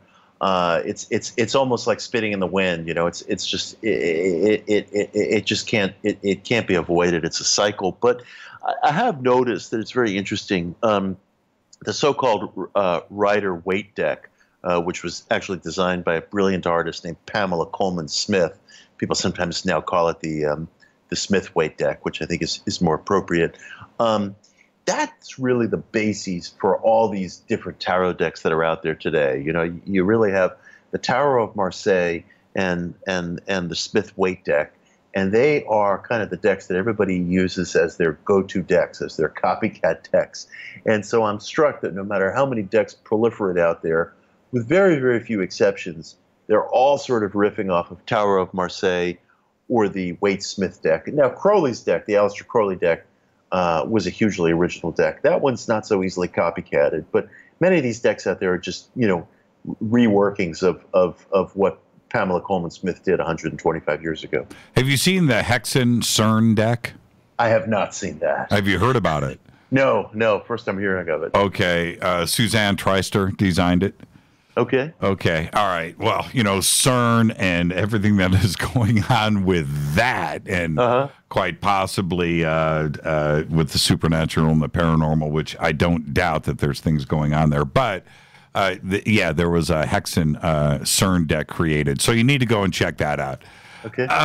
Now, does a Barbie tarot deck change the way you would do somebody's reading? I'm being a little bit cavalier here, but yeah, I think I would say it does in the sense that, look, one of the things I love about tarot is that it's a vessel for certain Hermetic ideas. Hermeticism was this kind of Greek-Egyptian philosophy that existed in late antiquity, was a big influence on Europe in the Renaissance age when the tarot that we recognize got developed. And I think that tarot, especially the decks I've mentioned earlier, Tarot of Marseille, the Waite-Smith Tarot, and Crowley's Tarot, among others, are vessels of Hermetic imagery and ideas. If you water that down to the point where you're using Barbie and gummy bears, I think the mystical allegory starts to disappear. At that point, you're kind of playing Magic 8-Ball and something that really uses allegorical images. And what part of the mind, when we're talking about tarot, and especially and we understand magic today, or we're getting closer to it, I should say, how much of that influences what happens with the tarot when you're doing a reading? That's a really good question. I've been doing a huge number of readings recently because I recently collaborated on this little historical video, this little mini documentary with Gaia called The Hidden History of Tarot. And that's up on YouTube now. And I was so pleased with how it came out that to celebrate on social media, I offered people free 3-card tarot readings. And so I got hundreds of people who took me up on this. And I spent 4th of July weekend sort of intensively doing these 3-card readings for people. And it was very gratifying and very interesting, but it gave me insight into the process. And one of the things I found is that tarot can, it has many different dimensions to it, but it can also be a psychological snapshot of what you're thinking, what you're going through, what you're intuiting at that moment, which is why it can change so quickly. But I think there's something deeper than that going on, because I was doing readings for people who were at a great physical, geographical remove from me. And sometimes there were points in the readings that hit upon real intimate details of their lives. And it was quite remarkable in certain cases. Explain a 3-card spread for everybody. We have, once a year, we do a tarot reading here on the show on Halloween. With one of our favorite guests, has been with us for years, but listening to the pop pop pop happen, very quick. Yeah, I don't think the audience necessarily understands what's going on. What's a 3-card spread? A 3-card spread is a very simple spread that was actually come up with by my friend Robert Place, who's a great artist and historian of tarot. And what you do is you shuffle the deck thoroughly, you lay it out. You intuit which cards you want to pick. You turn them over. You ignore reverse cards. You don't get involved with reverse cards, which is actually part of my practice. I think we get too obsessed with the meaning of reversed cards. And you turn over the 3 cards and you look at them and you try to find a storyline within them, almost as if you were looking at a comic strip. Now, sometimes you will find a left to right flow, a right to left flow. Other times you'll find the 2 cards on either end impacting on the center card. But the accuracy of these simple readings can really be extraordinary. They can almost be like this core sample of what somebody is going through at the moment. And I tend to really gravitate towards things that are simple and that are essential and that are basic. And for that reason, I like the 3-card spread. Do you have a favorite spread? My favorite is really the 3-card. I've been practicing it for years. Once after Place taught it to me, and I've never moved away from it. I've always found that there's so much psychological texture within the Waite-Smith deck, for example. None of this, I think, can be captured by the gummy bear deck. That when you lay out these cards in a spread of 3, you can find a whole epic story within it. Now, what about you? Okay, so if you do 250, right, like you just said, right? Did you see anything repetitive? Did you see a pattern between all of those readings? Well, the pattern that I saw were really in the nature of the questions. The 3 most popular questions that came up again and again were career, romance, and inner development. Once in a while, somebody would ask something about health. Once in a while, somebody would ask something about geography. But it was, and in that order, career or money, romance, and inner development. And there were some people who were embarrassed who said to me, gee, I hate to ask such a standard question about my job or about money or about my love life. But I thought to myself, Nobody should ever be embarrassed by these questions. This is the stuff of life. This is what we do. I mean, we're here to be generative. We're here to be productive. We're here in relationships. I mean, things about career and money often cut to the essence of what a person feels he or she is doing with life. And of course, relationships are all important, and people have questions about their inner development. But I never want anybody to feel shy or embarrassed by asking a material question. Matters of money, matters of sexuality, matters of relationship, matters of where do I live. These things to me are sacred questions. I don't think people have to sort of dandy up or clean up their questions. Not with me, at least. I feel these things they cut to the essence of what we're doing with our lives. Yeah, absolutely. When somebody asks about their job, well, quite honestly, they are concerned about their job, right? They're not asking about anything else. Do you do readings with friends, with people that you are intimately, you have relationships with? I do, all the time. Does it get you in trouble? I don't think I've ever gotten in trouble, but I'll always be blunt with people. I mean, I'm never going to hide the death card from them or something else that, might cause alarm. I feel like whether I'm doing it for an intimate friend, whether I'm doing it for myself, whether I'm doing it for somebody who's at the remove of social media, I never want to mislead people. I will lay out the deck and I'll describe to them exactly what I see. I'll never, try to hide things or spin them in a certain direction. I think the New Age culture has gotten too hung up on trying to spin everything as, its rosy opposite. If you get the death card, or if you get the tower, or if you get something that seems foreboding, well, sometimes life has these episodes for us. And sometimes these are the episodes that prove to be springboards that actually deliver us to something that we desperately need. So I always try to be very blunt with people about what I find. Was tarot always used the way it is today? No, tarot really began in the Middle Ages as a game. A gimmick? Was it a gimmick? or a game. Okay, it was a precursor to bridge. But what a lot of people don't understand when they hear that is that in the Middle Ages, a game was something that had much more gravity than it does today. Today we think of a game as something frivolous, but in the Middle Ages, a game could be something that had grave and very serious meaning attached to it. Like, just look at the images that you find on the oldest cards. These are images that were part of the religious life of the Western world. The Grim Reaper, the Pope, the Juggler or the Magician, the Empress, angels. These were the figures that you saw on stained glass windows. If you want to understand tarot, understand stained glass windows. These were sacred works of art that came out of Middle Ages passion plays. These were influenced by mystical Christianity, by Hermetic thought. So when I say tarot began as a game, some people take umbrage of that, but we don't always understand that everything in Middle Ages and early Renaissance life was a matter of great seriousness. Anything that went beyond labor was a matter of great seriousness and was imbued with religious philosophy, with religious meaning, with humanity's sense of itself as belonging to some sort of scale that led from our coarse material life up to the heavens. And these were the images that were used on the tarot deck. So it was a game, but that term had much greater meaning and gravity. What period are we talking about? What year? We're talking about the late 1300s, early 1400s. Those are the oldest examples that we have of tarot cards that would be in any way recognizable to us today. Interesting. Okay, so now we're talking about the serious Renaissance, right? Yeah. And how long did that last, and when did the change? Who was responsible for the changes that ended up happening? Well, it's interesting. In the first decks emerged in Florence, Italy, but later the region of Marseille in France became known as a center of tarot production, which is why the Marseille deck is probably one of the oldest fully intact decks that we have. But it wasn't until basically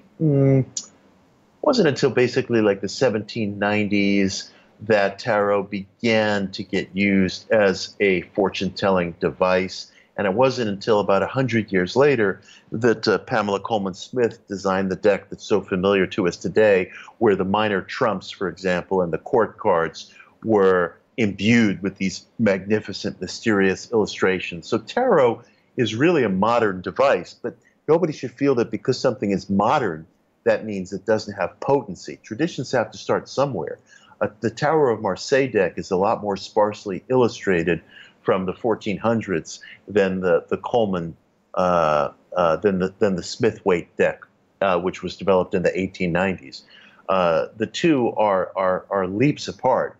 But the fact that tarot is in many regards a modern development doesn't mean that there's not gravity to it, that there's not seriousness to it. Something doesn't have to have an ancient antecedent in order to have meaning. So when did it go from fortune telling, which I would almost lean on maybe gimmick, right? Mm-hmm. To today, where it is, it's a very serious practice today. When did that transition happen? Well, in the 1790s, people began to use it for divinatory purposes, and that was really the first time that you began to encounter tarot as a popular tool of divination and fortune telling. And then it was probably with the occult revival beginning in the mid to late 19th century that people began to look upon tarot as a vessel, as a time capsule of Hermetic or ancient Egyptian ideas. And again, that's really a modern perception. I do think it is a vessel for Hermetic ideas, but it doesn't have these specific roots in ancient Egypt. It doesn't have a family tree that goes back to ancient Egypt. That's basically invention. But the fact is, it is a vessel for certain Hermetic ideas. And as people began to grok to that and began to grok to the mystical allegory that appeared in some of these cards, again, images of the angel, the pope, death, the magician. These are images that are very deep spiritual archetypes in the Western mind. Mid-19th to late 19th century, people began to get more serious about the interpretations of tarot. And that's really the point of view that's informed our perspective today.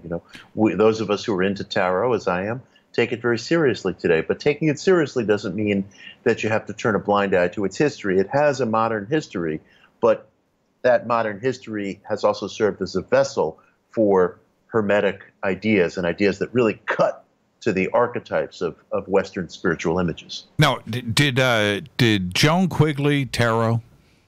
Not that I know of. She was pretty exclusively an astrologer, and she was also a high society astrologer. Joan Quigley, who was Nancy Reagan's astrologer, came from a wealthy family, a very high-toned background in San Francisco, and she was politically conservative, and she tended to do astrological readings for people who came from the upper crust of society, like Nancy Reagan. I was just wondering if there was any tarot readings going down on 1600 Pennsylvania. Well, I will tell you this, and I write about this in One Simple Idea. Ronald Reagan was pals during his movie-making days with a woman named Eden Gray, who wrote some of the first popular guides to tarot. Some of your listeners probably know the name Eden Gray. She produced some popular tarot guides in the early 1960s up through the 1970s, and she and Reagan were in one movie together, and they were friendly. Now, when we talk about, man, that just freaks me out. I meant to ask you, the cover of, I think it was The Economist. Uh-huh. Do you remember the tarot cards that were created for that cover when Trump was elected? I do not, but I'd like to see that. I think you have to post that on Twitter. It just popped up on Twitter right now. Cool. Let me get this over to you so you can actually see this. There was a lot of controversy behind this. Let me make sure you're hit here. Hold on. There you are. Done. My hands are trembling. Yeah, this is pretty nutty stuff here. And when this hit, okay, you've got it, okay. Mitch. When these cards hit, there was so much put behind this. So take a quick peek at that. All right, I'm going to your page right now. Hang on one second. You can go to yours, too. Oh, okay. This is on Twitter? Yeah. I see somebody posted Barry's Way. Bravo. Yep. Yeah. I'm not seeing it, I'm sorry to say. I don't know why I'm on the Fade to Black page right now, but it's right there. Go to your page, and this is live radio. I apologize for everybody. That's okay, folks. We don't make it up. Right. And gosh, I'm not seeing it on my page. I did like a week of shows on this. I had a bunch of people.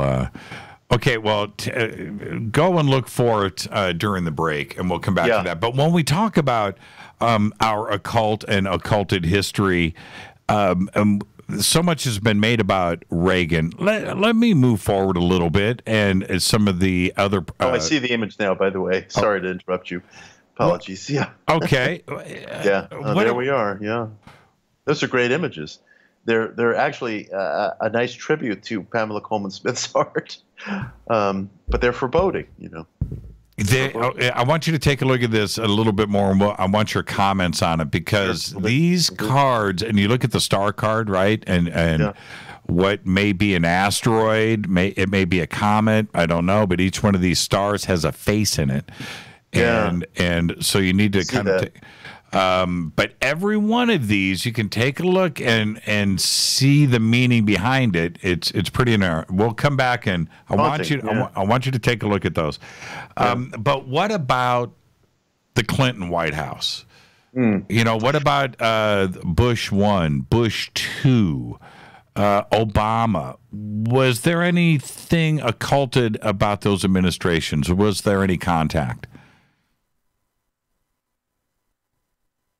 Oh, did I lose Mitch?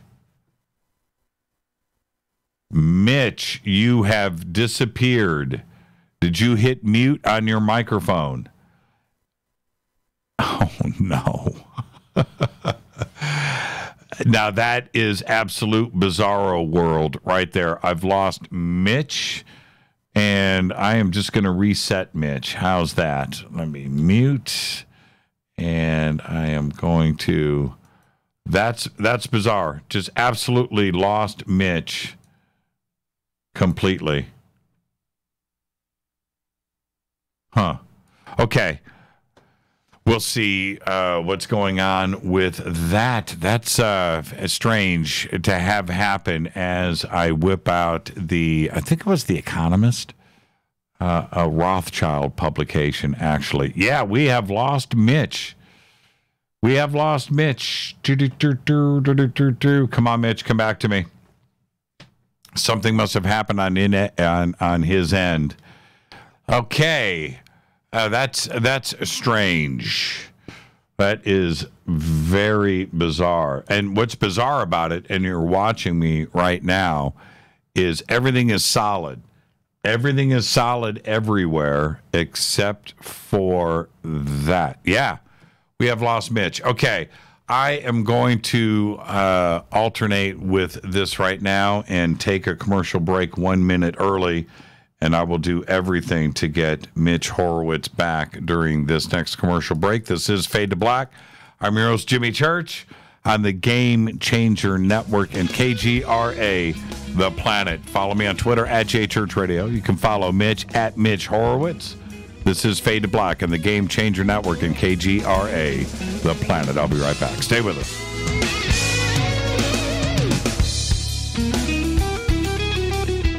Hi, everybody. This is Rob Halford, the Metal Guard on JimmyChurchRadio.com.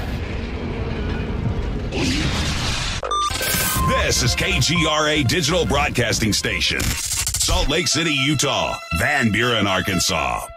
Poor water quality is a major health issue, and it's only getting worse. Municipalities can't keep up, standards have dropped, and pollutants are increasing. Where does it all end? It ends by keeping the pollutants outside of your home with HydroCare's advanced systems available at Wave Home Solutions. No less than the best purification materials and processes have been developed by HydroCare to provide you with healthy, clean water for drinking, cooking, and showering. HydroCare far surpasses the competition in removing chlorine, odors, iron, lead, chemicals, limescale, and much more. Don't settle for less when it comes to your water. We'll take care of the toughest water problems for you, whether it's from a city or well source. Satisfaction guaranteed. For more information, call 888-997-WAVE. That's 888-997-WAVE. Or go to bestwater123.com. That's bestwater123.com. Wave Home Solutions for a healthy, comfortable home.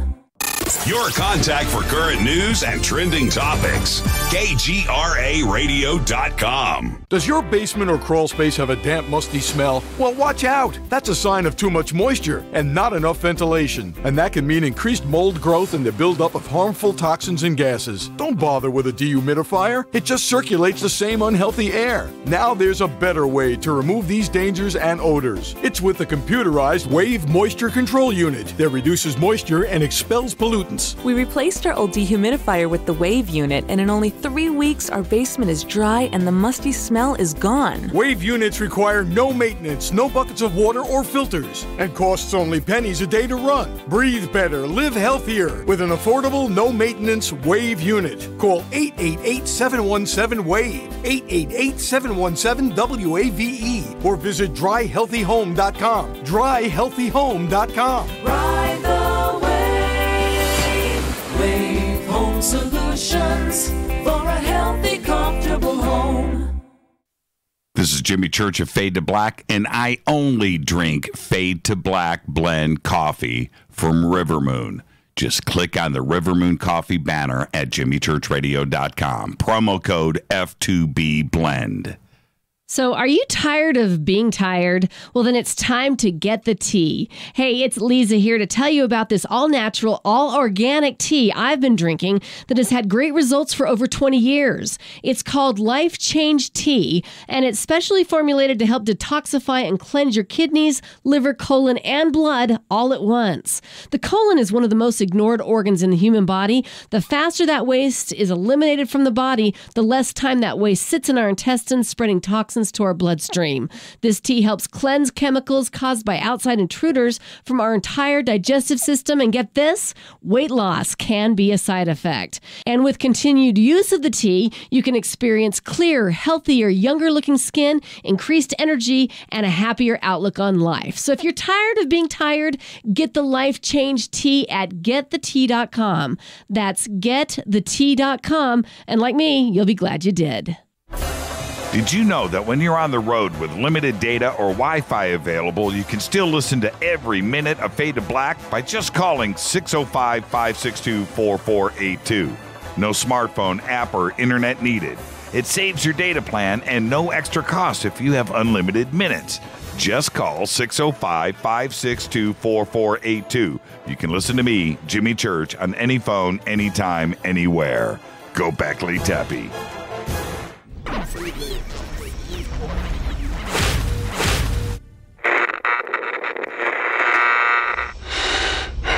You want to know a secret? I love ponies. I really love ponies. I'm serious. I couldn't stay sane without ponies to brush. Why Fade to Black? Because you never got that pony, damn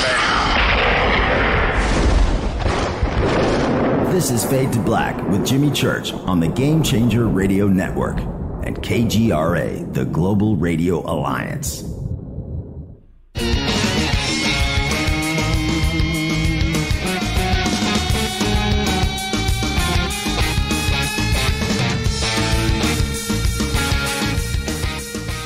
Welcome back, Fade to Black. I'm your host, Jimmy Church. Guest tonight, Mitch Horowitz. Amazing conversation. You can follow me on Twitter at JChurchRadio. Hashtag F2B is the sandbox.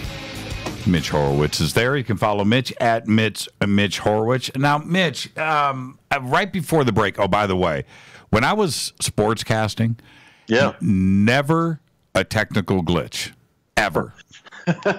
Start talking about conspiracy. Start talking conspiracy theory. Right. Don't talk about the Clintons again. Oh, man. Everything's fine if we don't bring up the Clintons. I used to get so upset And it's just now it's just whatever, you know. I get it. We our latest series on History Channel premiered a couple of weeks ago, and the first episode went straight at the CIA, and I'm naming names and government surveillance and Pokemon Go, and just went straight at. And I said to Rita, I said, well, if I wasn't on the radar, I am now. So well, I'll tell you something. I do a streaming talk show called One Simple Idea, and I was interviewing the channeler Paul Selig, who's a good friend of mine. And we were shooting in the studio here in New York City, and the director was absolutely shocked that after Paul and I spoke for about 1 hour, every source of audio failed, including a variety of backups. Everything failed, and he thought there was some ghost in the machine. And Paul, to his great credit, came back the very next day, did the whole show over with me, but the director was absolutely shocked because he had never seen every failsafe go bad. And it all went on the blink. It was unprecedented. I just roll with the punches now.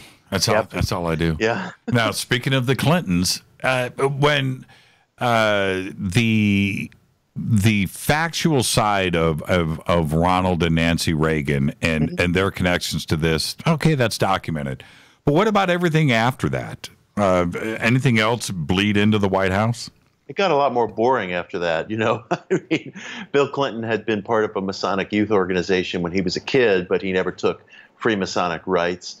Obama was interested in Emerson and the Transcendentalists, but, you know, there was nothing that really went on there that was unusual. Actually, within George W. Bush's White House, there were some cool stories about ghosts in the White House that his daughters talked about. I had posted about that on Facebook a while ago, actually. So he had a couple of good ghost stories that came out of George W. Bush's White House. Then there was a spurious story about Melania Trump authorizing some sort of an exorcism in the West Wing, but that seems to be, you know, just kind of made up fantasy.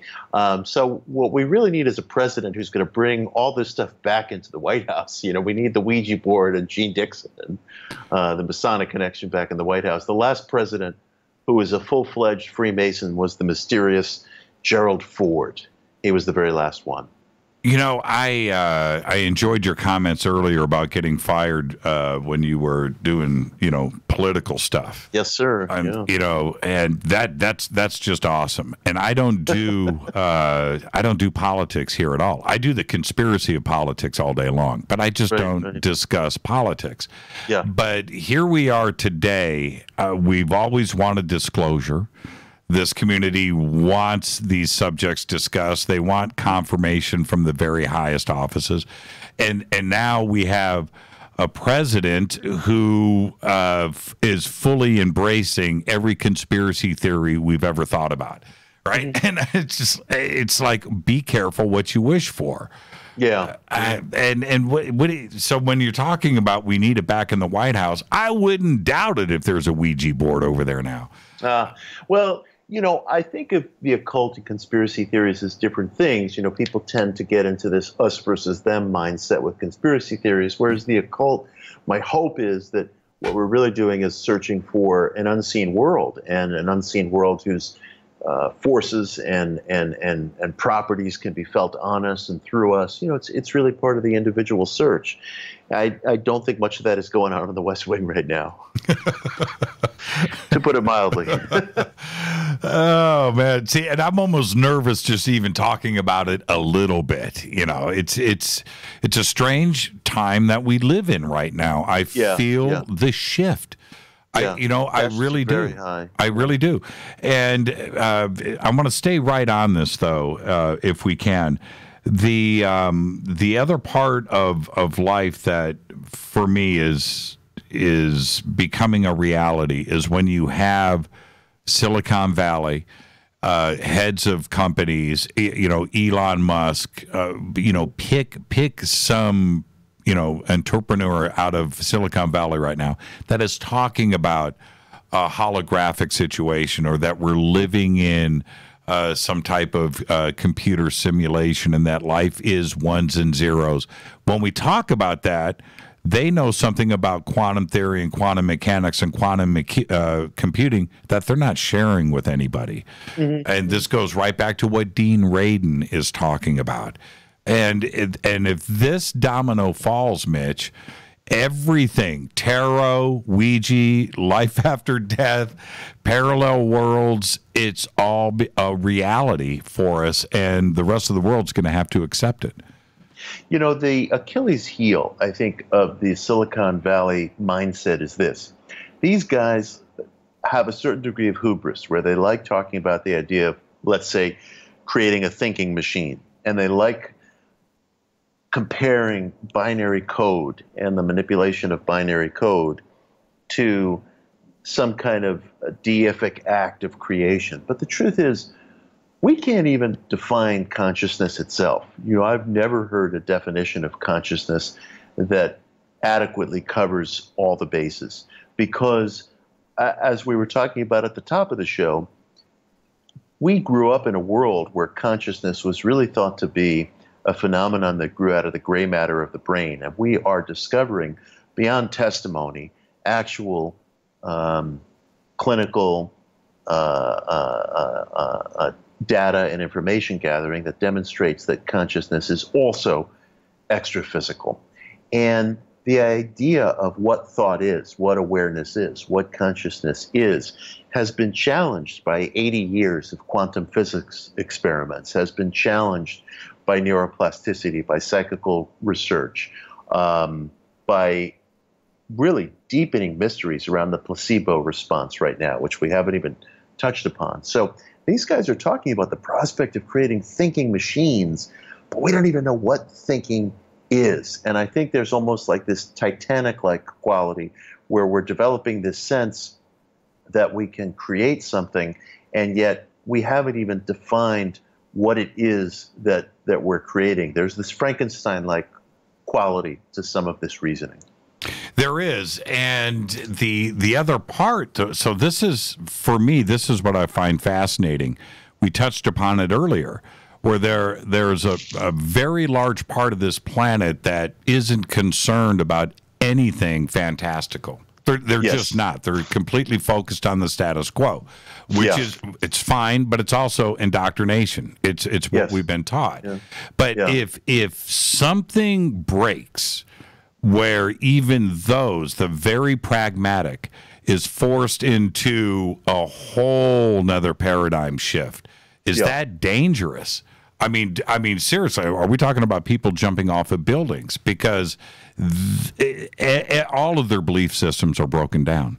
Yeah, it's an interesting question. I mean, you know, we don't know because it's so unprecedented. You know, there's things that happen that have never happened before, and we don't know what the human effect is going to be because nothing like it has occurred before. You know, I mean, 9/11 was unprecedented. The Titanic was unprecedented. Darwinism was unprecedented. The moonshot was unprecedented. You know, we don't know how the human psyche is going to be affected simply because it hasn't happened before. But I do feel very strongly that our generation, and it's exciting to me, and hopefully exciting in a positive way, our generation is facing the prospect that our idea of what it means to be human, of what it means to think, is being upended. Placebo studies alone are doing that. I mean, we're seeing successful placebo surgeries being performed, quite literally, replacing spectroscopic knee surgery for people with arthritic knees.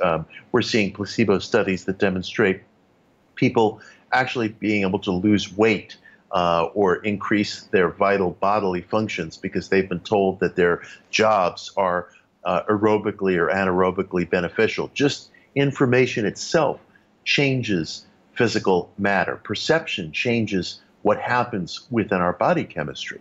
And that barn door cannot be shut again. That simply cannot be shut again. We're coming to understand the mind as having extra physical qualities. How do we convince, you know, because many have talked about magic or the power of the mind or you know, all of this has been part of the mythology, Hollywood, right? So we're familiar with it, but what does it take to cross the line, to take the next step? Does it have to be science? That's an interesting question. You know, I mean, you have a portion of our culture, and sometimes they call themselves skeptics, but what they really are they are dedicated to the elimination of a certain class of questions, like the questions that you and I are discussing right now. What are the extra-physical properties of the mind? What do we understand? How do we deepen that question? Where do we go? There's a core of people in our culture today who don't want to have a debate and win, like win for the materialist side. They want to eliminate the debate. They don't feel that this discussion we're having, for example, should have any place within mainstream media, should have any place within scholarship, any place within college campuses. And they've been very successful. So you have a section of our culture that's dedicated not to skepticism, which is actually the art of questioning, but to a shutting down of questioning. And when you have that mindset that there are certain questions that shouldn't be asked, when you can't ask the basic human question, what's around the hill, what's around the next corner, regardless of how meticulous your methods are, or from how calm and sober and intellectual perspective you come, you have a kind of anti-intellectualism. And it's powerful in our culture today. That's why there's not more good ESP research going on college campuses, for example. Now, I have to ask you, this popped up earlier, what about yourself and the other things that are being discussed today, such as ayahuasca, DMT, and that part of it? And I think scientifically that needs to be researched, actually, so speaking of that.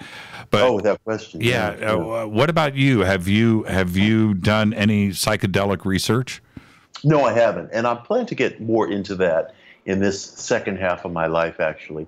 Experimenting with psychedelics has not been part of my experience, but I'm thinking probably over the next year or so, that's a direction in which I'm going to go. I think it's very important, and I think the scholarship that's coming out of that is really wonderful. I wanted to touch upon your comments about religion, and it's such a broad, you spend a lot of time discussing this, but I want to narrow this down. When we are talking about contact with information, and I'm going back 5,000 years, 4,000 years, 3,000 years, whenever somebody needs to communicate back to the village about something, it's always God said, God spoke. Yeah. And where do you think, because they're talking about getting it from the heavens, they're getting it from the stars, and every form of religion has had this type of communication that they bring back to the masses. Is there a watered down singular source of this information? Because it doesn't matter if we're talking about Catholicism or what was going on with the pharaohs and ancient gods of Egypt, or Greece or Islam, right? It doesn't matter. What do you think actually is going on here? Is there one source of information that has been coming back to us? That's a wonderful question. And of course, it's really the ultimate mystery. Is there a single source? I mean, my impression is, based on people's experiences, testimony, my own experiences, the historical record, we live under a complex of laws and forces. And I think these things express themselves to us in the form of deity, in the form of channeled information, in the form of angels, in the form of ESP transmissions, in the form of symbols, in the form of synchronicities. It seems to me that there's this whole extra-physical dimension to life, and its forces are felt on us, are felt through us. Sometimes people call it God, sometimes people call it synchronicity, sometimes people call it, the source was the term Edgar Casey used. My friend Paul Selig, who's a channeler, refers to the guides. What are these extra-physical intelligences? And somebody could say, well, they're just the human psyche. But how that deepens our questions about the human psyche then. Maybe there's this extra physical quality to the human psyche that's not bound by the five senses. It seems impossible to conclude otherwise given the information that we have today. So, what we know is that we are these extrasensory beings. We have an intellect that goes beyond cognition and motor function. And it throws open the door to all these questions. For example, if someone speaks in terms of an angel or a demon, are those actual entities, or are those just the ways that we process non-physical information and experiences that are reaching us. Whether there's one source, I have no idea. Whether these things are different, distinct personas. Casey had a source. My friend Paul has the guides. People speak in terms of angels, demons, God, Satan. I suspect somehow all of this must converge on one point, but we experience it in these different ways. And I think many different energies and laws rule over us and kind of crisscross through us. Yeah, and that mindset, which makes a lot of sense today, that is a life of torture and being burned at the stake in the past. I mean, you can't even contemplate those kind of thoughts. It's extraordinary. People talk about Freemasonry, for example, as a secret society, and some people have these sinister notions around it.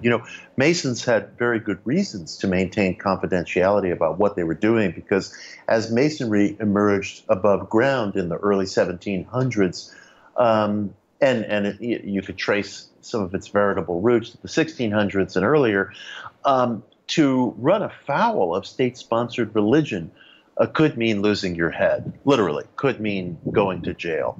There were very good reasons for certain clandestine societies, whether Rosicrucians or Freemasons or the short-lived Illuminati, to be secretive because they were dealing with ideas that were heretical and that would have resulted in death sentences in certain cases.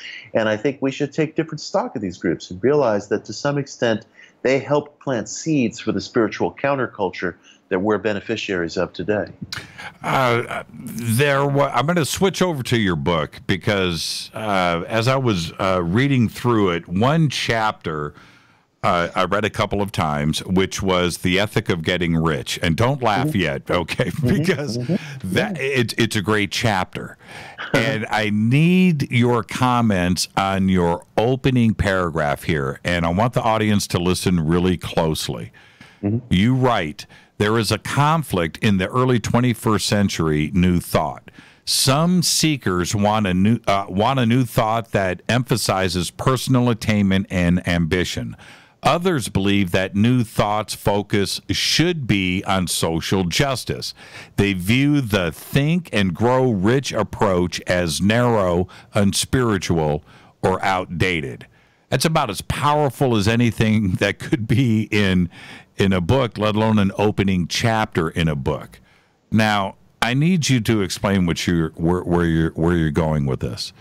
Well, within the positive thinking movement, within the new thought movement, within the law of attraction culture, people have debates as to whether the mind should be used as a tool for social justice, beneficence, community building, or frankly as a get-rich tool.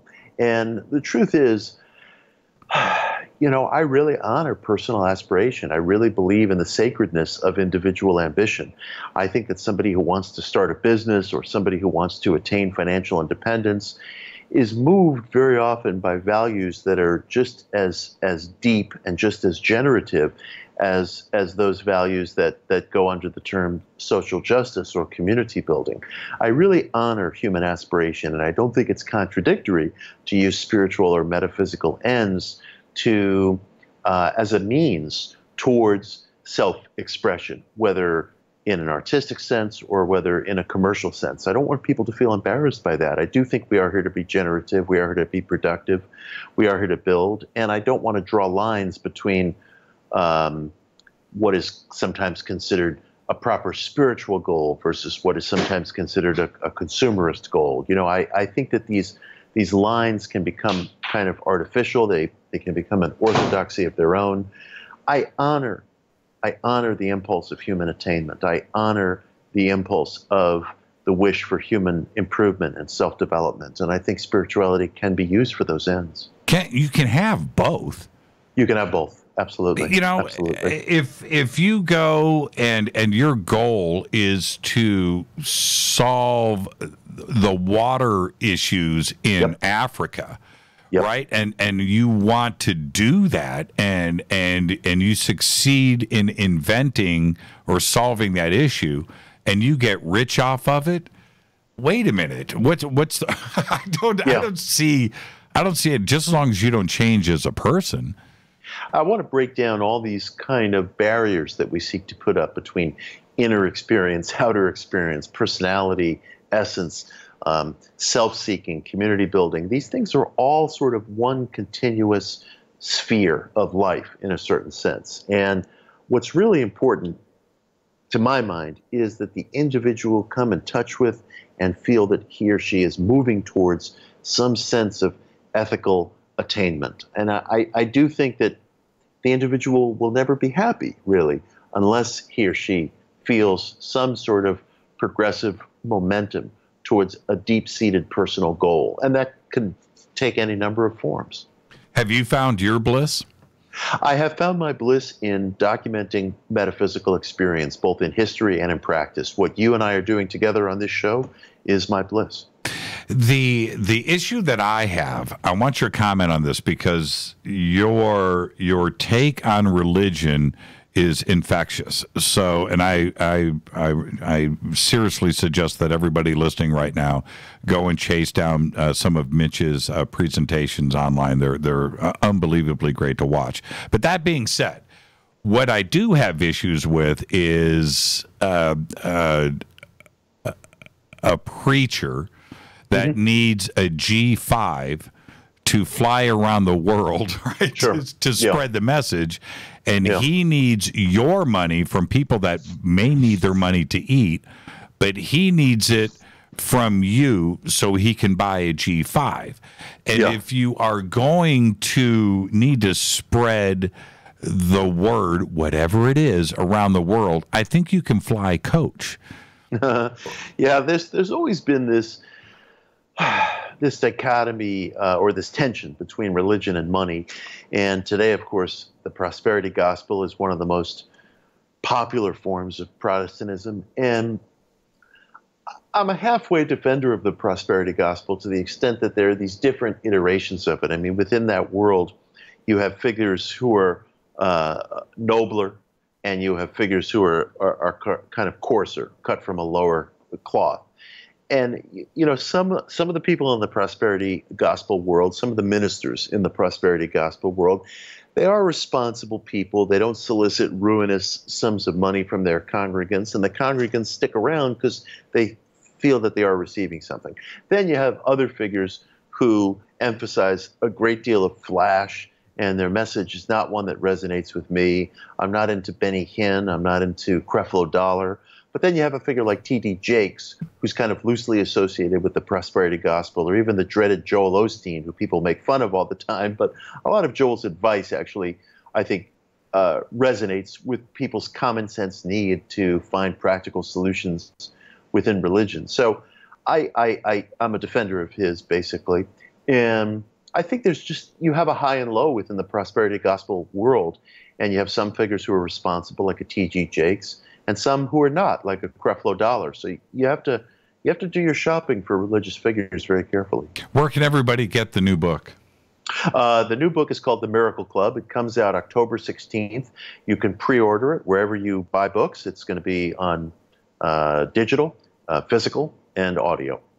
I've got the advanced copy, everybody, and I have read through it. The book is seriously really good, and I can't express enough, Mitch, that when we talk about the power of mind and the changing of your own reality and the decisions that you can make and change your own life, these are real. You know, they are real. Yeah. It's the most concrete book I've ever written. The Miracle Club was my opportunity to really come clean with people about the philosophies and the techniques that I personally follow. Now, really quick, throw a freebie out there, and I will practice it myself. Oh, absolutely. For anybody out there that wants to start making these changes, what's a simple, effective tool that they could start with today? Here's a really basic tool and a really simple tool, but it only works if you throw yourself into it with total passion. Come up with what your definite chief aim is in life and mean it, and be absolutely mature and serious and impassioned about it. Spend time on it. Ask yourself, if a genie came to you and said, I'm going to grant you a single wish, but only on the grounds that you tell me the absolute truth or you'll lose everything, how would you respond to that? Would you be able to respond to it? Because having one definite chief aim is an engine of tremendous progress in your life. Don't underestimate it. It's the closest thing that we are given to a kind of magic elixir. And most people don't do it. They water down their aims. They convince themselves they can't have or don't have one aim. Come up with one aim and see what happens. Finding your bliss is an extraordinary thing. And when, you know, people find themselves not only maybe unhappy or maybe sick all the time or just argumentative, you know, it's not about these other things that are around you. It's because you're not happy. You've got to find your bliss. You know, nothing is, I think, a greater tonic to living than a sense of purpose, a sense of being adrift, a feeling of ennui, a feeling of not knowing what you're seeking to accomplish on a given day. That's unbearable. And we cover it up with entertainment, we cover it up with booze and things like that. But having a sense of what you really want to get done it's an extraordinary tonic to living. Yeah, no doubt. I can't wait to come and hang out with you when you get here to Los Angeles. Likewise. One last question. E.T. lands at your house. Yeah. And says, dude, come with us. Do you get on the ship? Wow, what a great question. The answer is yes. I couldn't live with myself. If I hadn't taken that step into the unknown. I think that the only thing that scares me is the absence of an unknown. I would be frightened, but I would have to say yes, because nothing is more frightening to me than the absence of the unknown. See, I told everybody you were one of us. Mitch, right. Thank you so much, man. What a great conversation. Now, we've got to get you back. I want you to hang out with us, do some tarot readings. Would love it. We didn't discuss the Illuminati. We didn't go into a true occult history going back to Egypt. And I know that these are things that you're passionate about, and we'll do it all at another time. Sounds great. Thank you so much. Enjoy the rest of your night out there in New York. Thank you, Mitch. Great evening. Enjoyed it. Thank you. Absolutely wonderful conversation. And it is MitchHorowitz.com. All of his books are there. He's got some great videos, too, as well, and you can go and check it out. The links are at jimmychurchradio.com. Thank you, Mitch. Have a great night. Thank you. Good night. Great conversation. This is Fade to Black. I'm going to take a quick break. And when I come back, I'll go ahead and open up the phone lines. MitchHorowitz.com. I'll be right back. Stay with me.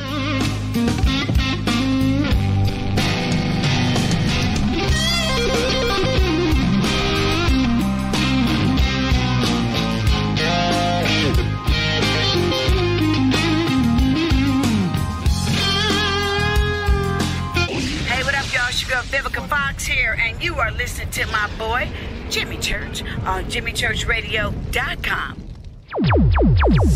Despite popular opinion, reading a book will not make you smarter. But listening to Jimmy Church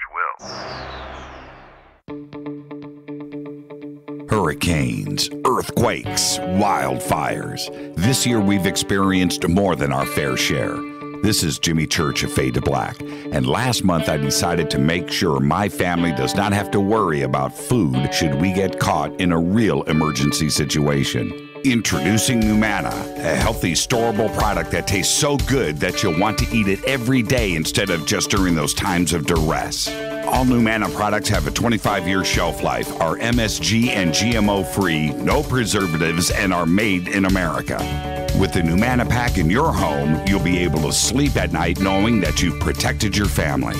Not only have I tasted and tested, I own it. Now you can too. Just click on the Numana banner on jimmychurchradio.com and use the promo code Jimmy when you order. In addition to a discount, we'll send you an autographed Fade to Black t-shirt. Seriously, go Beckley Tappy. This is Jimmy Church of Fade to Black, and I take Life Change Tea supplements every single day. It's what I do. Click on their banner at jimmychurchradio.com. When you take the beans from Central America with dashes of Indonesian and African mixed in and then roast it to the dark side of Fade to Black, you create the ultimate brew of fringe. Introducing the Fade to Black blend from Rivermoon Coffee. Yes, Rivermoon's darkest customized roast was created for the love of Fade to Black. The alchemy of masterful roasting and smoking the beans is in every sip of this full-bodied dark Java. I need my coffee dark, deep, with distinct bittersweet chocolate highlights, just like the bunker. Leaning further into the darkness of the roast is Fade to Black Blend from River Moon Coffee. Just click on the banner at jimmychurchradio.com and use the promo code F2BBLEND for 15% off of your order today. Go Beckley Teppy. Hi, folks. CBD is the home run hitter for health right now. Why, you ask? Because of what it does for the body. Unfortunately, I can't tell you all about the benefit. You know, there's reasons. Do your due diligence and log on to ancientlifeoil.com. That's ancientlifeoil.com. Ancient Life Oil uses organic ingredients and is blended in coconut oil for some of the best benefits. Legal in 50 states and non-psychoactive. Log on to ancientlifeoil.com. That's ancientlifeoil.com. This is Jimmy Church of Fade to Black, and my family is safe because of Numana Emergency Food Storage. Just go to the Numana banner at jimmychurchradio.com. Promo code Jimmy10. Are you intrigued by paranormal talk radio? You'll love the new paranormal radio app from TalkStream Live. You'll find a great selection of talk shows covering UFOs, ghosts, strange phenomena, and much more. Download the Paranormal Radio app now and start listening to the very best in paranormal talk entertainment, including the network you're listening to right now, the Paranormal Radio app, free in Google Play and the iOS App Store. This is Kristen, Erica, Brittany, Gabby, and you're listening to JimmyChurchRadio.com.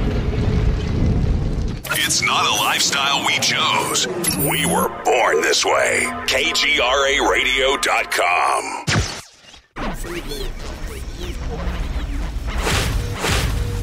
This is KJCR at JimmyChurchRadio.com.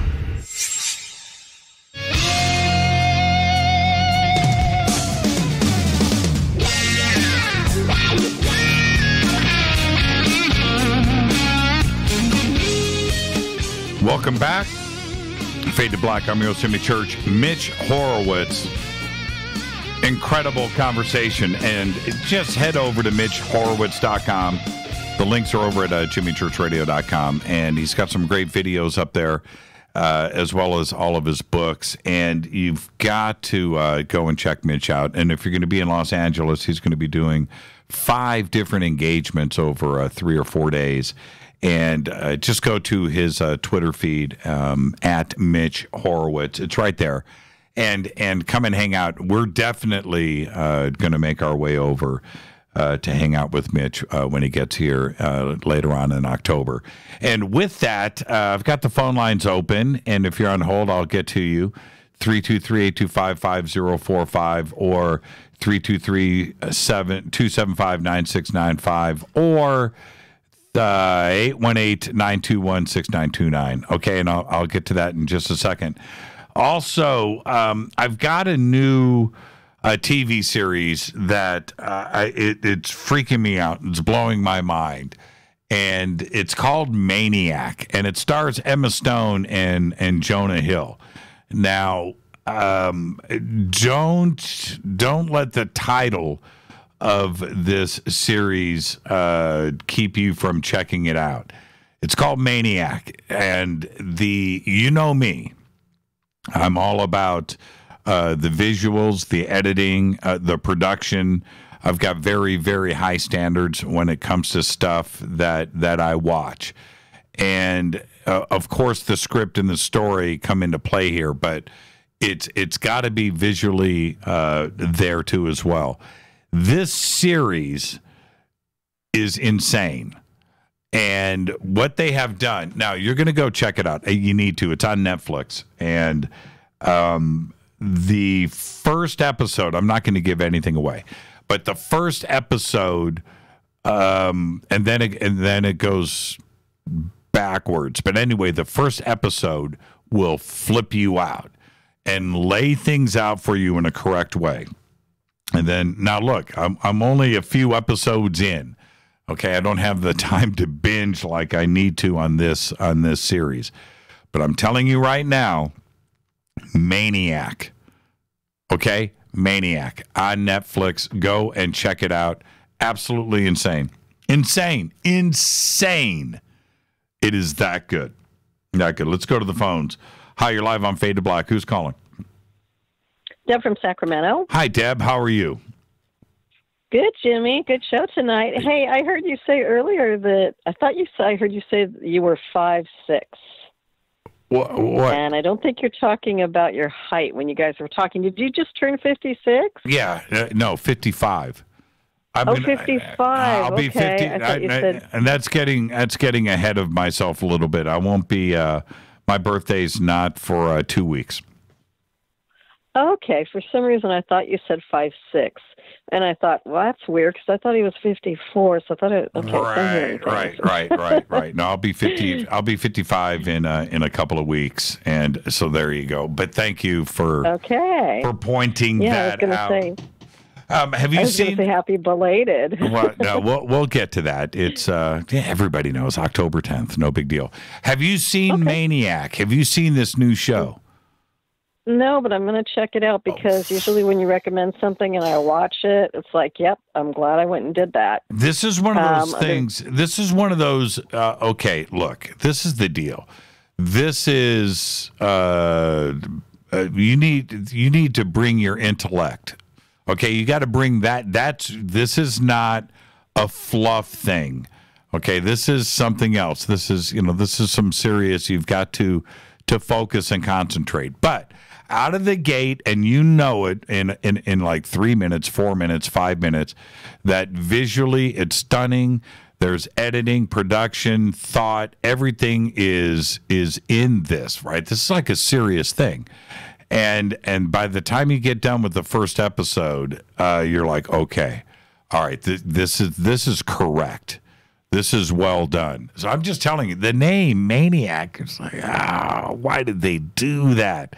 Because it has nothing to do with, this is not some slasher crazy. Right. No, there's something else going on here. But anyway, I've always enjoyed Emma Stone, and she's just great in this. And and then, see, this is the other thing. You go Jonah Hill, right? It's like, oh man, what? Okay, but no. But just get ready to go. It's really well done. Okay. Hey, I wanted to let you know. Well, before I let you know, I got a hold of my pilot friend again over the weekend. Did? Actually, I did before. I did last week after we talked, and I kept trying to get through FADERNIGHT, and I couldn't. The lines were crazy. But before I go there, you mentioned Jacques Vallée before, and so I researched him. I had heard the name, and I looked him up. And when you look at him and his eyes, he looks like if you go to the movie E.T., the commercial for it or whatever, and you look at E.T.'s eyes, you know, the kids' version of E.T., he looks just like Jacques Vallée. That's interesting. I'm serious. The eyes look the exact same. It's crazy looking. Well, there is, we'll get back to that in a second. I don't want this to get away from me. Gabriel Byrne is in this series. Sally Field is in this series. And Justin Theroux, one of my favorite actors out there. You know, Gabriel Byrne, right? One of the greatest ever that has ever graced any screen.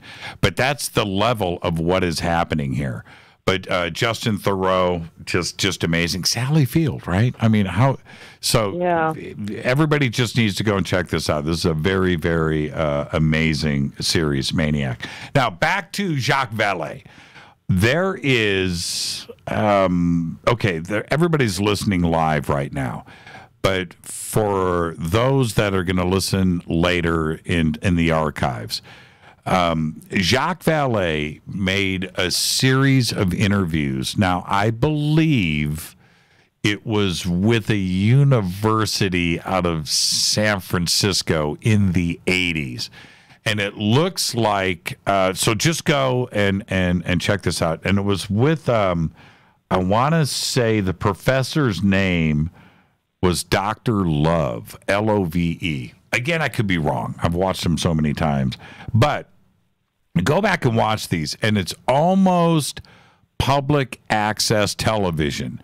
So you've got a couple of chairs with a plant in the middle, right? It's just, stuff in the background, no set, no nothing, and it looks like public access television, which it might have been. I'm not so sure. But go back, and there's a series, and I think they did probably 6 or 10 episodes. Well, go back and watch these. First off, the questions are really good, and Dr. Love, whatever his name is really, really, really good. But that's not the point. And you need to go watch it because of Jacques Vallée, and they're incredible. But the camera catches Jacques in these close-ups, and you get a chance to look in his eyes. And so when I say today that he's an E.T., right, and I say it in jest, I got all of that from that public access interview series that they did in the 80s. And this is probably 81, 82, 83. Go and watch those. It's an incredible series. And go and watch that. And don't tell me that he's not an ET, because you can't do it, because he is. And I said it to Jacques. I said it to him. I had an opportunity to hang out with him a couple of times at Contact in the Desert a couple of years ago, and I asked him about those series. And I told him about his eyes back then, and he just laughed about it. But if you get a chance, just go and seek out that series that he did back then in the 80s. Okay, so yeah, I will. So what'd you think about Barry? Did I just say Barry? You guessed? I did. What was his name again? Mitch Horowitz. Barry Horowitz. Mitch Horowitz. What'd you think about that? Have you followed Mitch in the past? I've never heard of him. I haven't. And so I'm going to check out his website because, if he does readings and all that stuff, that really interests me. And I've never really been into the tarot cards either. So everything you guys were talking about I was just trying to pay attention and visualize everything you guys were talking about because, I've never been into tarot.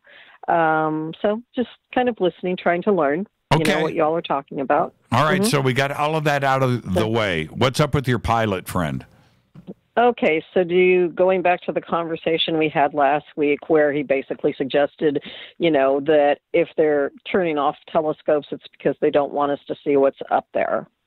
And what if the technology went down and then we'd be able to see stuff? So I grilled him for like half an hour. I'm amazed, that he put up with it. And finally he said, okay, Debbie, he says, everyone, who's into this stuff believes there's a secret space force.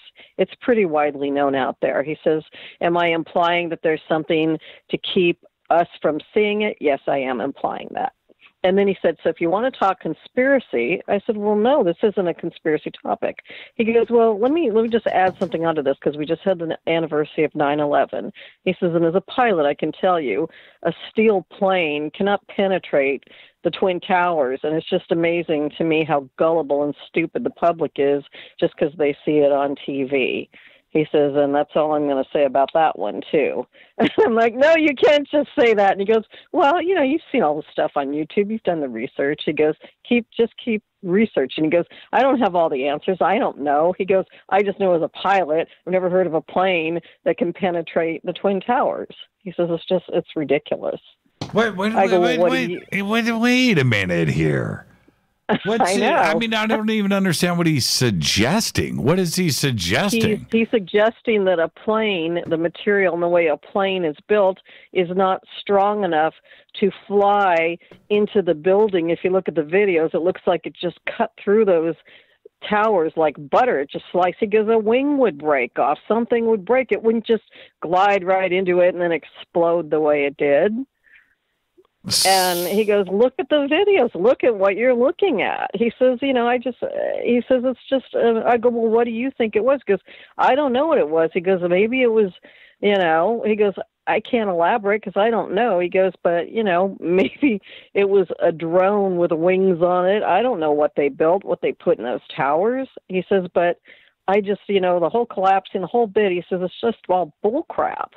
He says, so if you want to, talk about, I said, well, I don't want to talk about conspiracy. I want to hear what you're saying, Right. He was implying he's telling flat out saying a plane is not strong enough to go through a building, to penetrate a building like that. A commercial airliner is not strong enough to do that. He goes, go to YouTube and look at the way that planes crash on the ground, how they fall apart. And then you're going to tell me that a plane was able to just go through the building like that without breaking apart? And it stays intact until it gets in there and then it blows up? He goes, come on, you know? Well, Deb, so that all of that is interesting to think about, but then there's the simple question of physics and weight ratios. In that, if you have, and I'm going to talk something very basic and very simple, but if you have a car and you're in a parking lot and you're driving at 2 miles an hour and you hit a pole, you may not damage the car.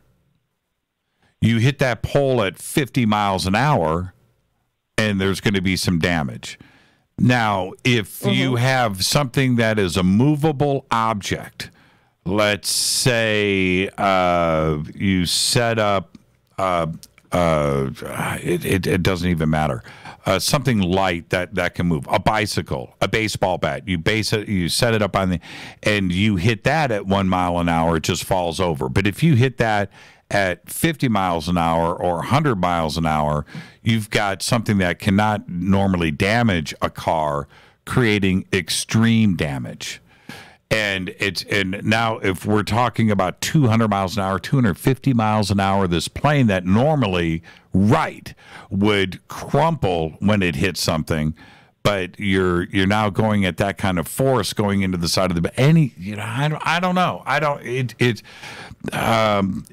I don't know. Kinetic energy at those speeds can cause a lot of damage. That's just me. I don't know. The Pentagon. I'm sorry. Go ahead. Well, the Pentagon, on the other hand, where there isn't any wing marks on the sides of the hole or nothing really obviously out there, where I question what the issues are there, but. I really don't know. But when we're talking about the side of the World Trade Center, if we're getting into something else conceptually, a hologram or some other type of plane made out of another type of material, which this pilot is suggesting, I don't know. We're getting way out there in conspiracy theories, unless he knows something that we don't, but I don't know. To me, yeah. Well, and the other point he brought up too, and I asked him because I had just gone back on 9/11.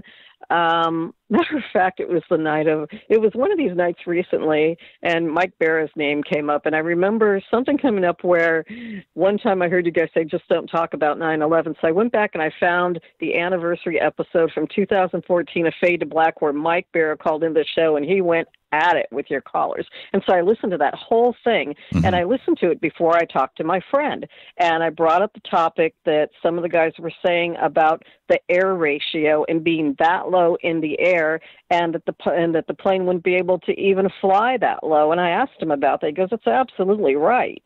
He goes, "It would have gone down. It couldn't have maintained it." I go, "What about coming from up high and then diving down?" He goes, "There's no way a pilot would be able to do that." He goes, "Even if it was remotely controlled, the plane was remotely controlled and it was precise flying," he goes, "the engines aren't built that way. It wouldn't be able to maintain that kind of airspeed at that low of an altitude and go through the building." That's what he said, and he believes that. So again, who knows? He says, I don't know. This is just what I know from being a pilot all these years and what I understand. He goes, if it's advanced craft or something crazy that they use, then they managed it somehow. But I know from my experience, he's saying that he was pretty open to talking about 9/11 because it's been so long. Now, what about, I want to go back to the Space Force. What were his comments on that? Okay, his comments on that were, I think everyone generally, now that Trump's coming out and saying there's going to be a Space Force, he says, I think the general consensus is if it were divulged, there's a secret, technology Space Force that we've had for years. He says, which you're always talking about. He goes, I don't think it would be that wild to suppose that stuff exists. So let's just say that generally exists. He says, then, is there stuff up there protecting, and I keep saying the word protecting, that's the wrong one, keeping us from seeing it, technology. He goes, then, yeah, there's something in place keeping the Earth from seeing it, sure, if it's up there. I said, well, are you verifying that it's up there? He says, yeah, that's the kind of thing, that you have to suppose. Do you believe it exists? I said, yeah, I believe there's advanced technology. He goes, well, there you go. He says, it's not impossible to imagine that it exists. He says, so if it exists and they don't want us to see it, then there's going to be something in place for that. Yeah. And so he kind of admitted it without, it was his way of confirming it without saying, yeah, I'm absolutely sure of it, or I'm saying yes. But it was a generalization of, saying, well, it's not ridiculous to assume that that's in place and that it does exist.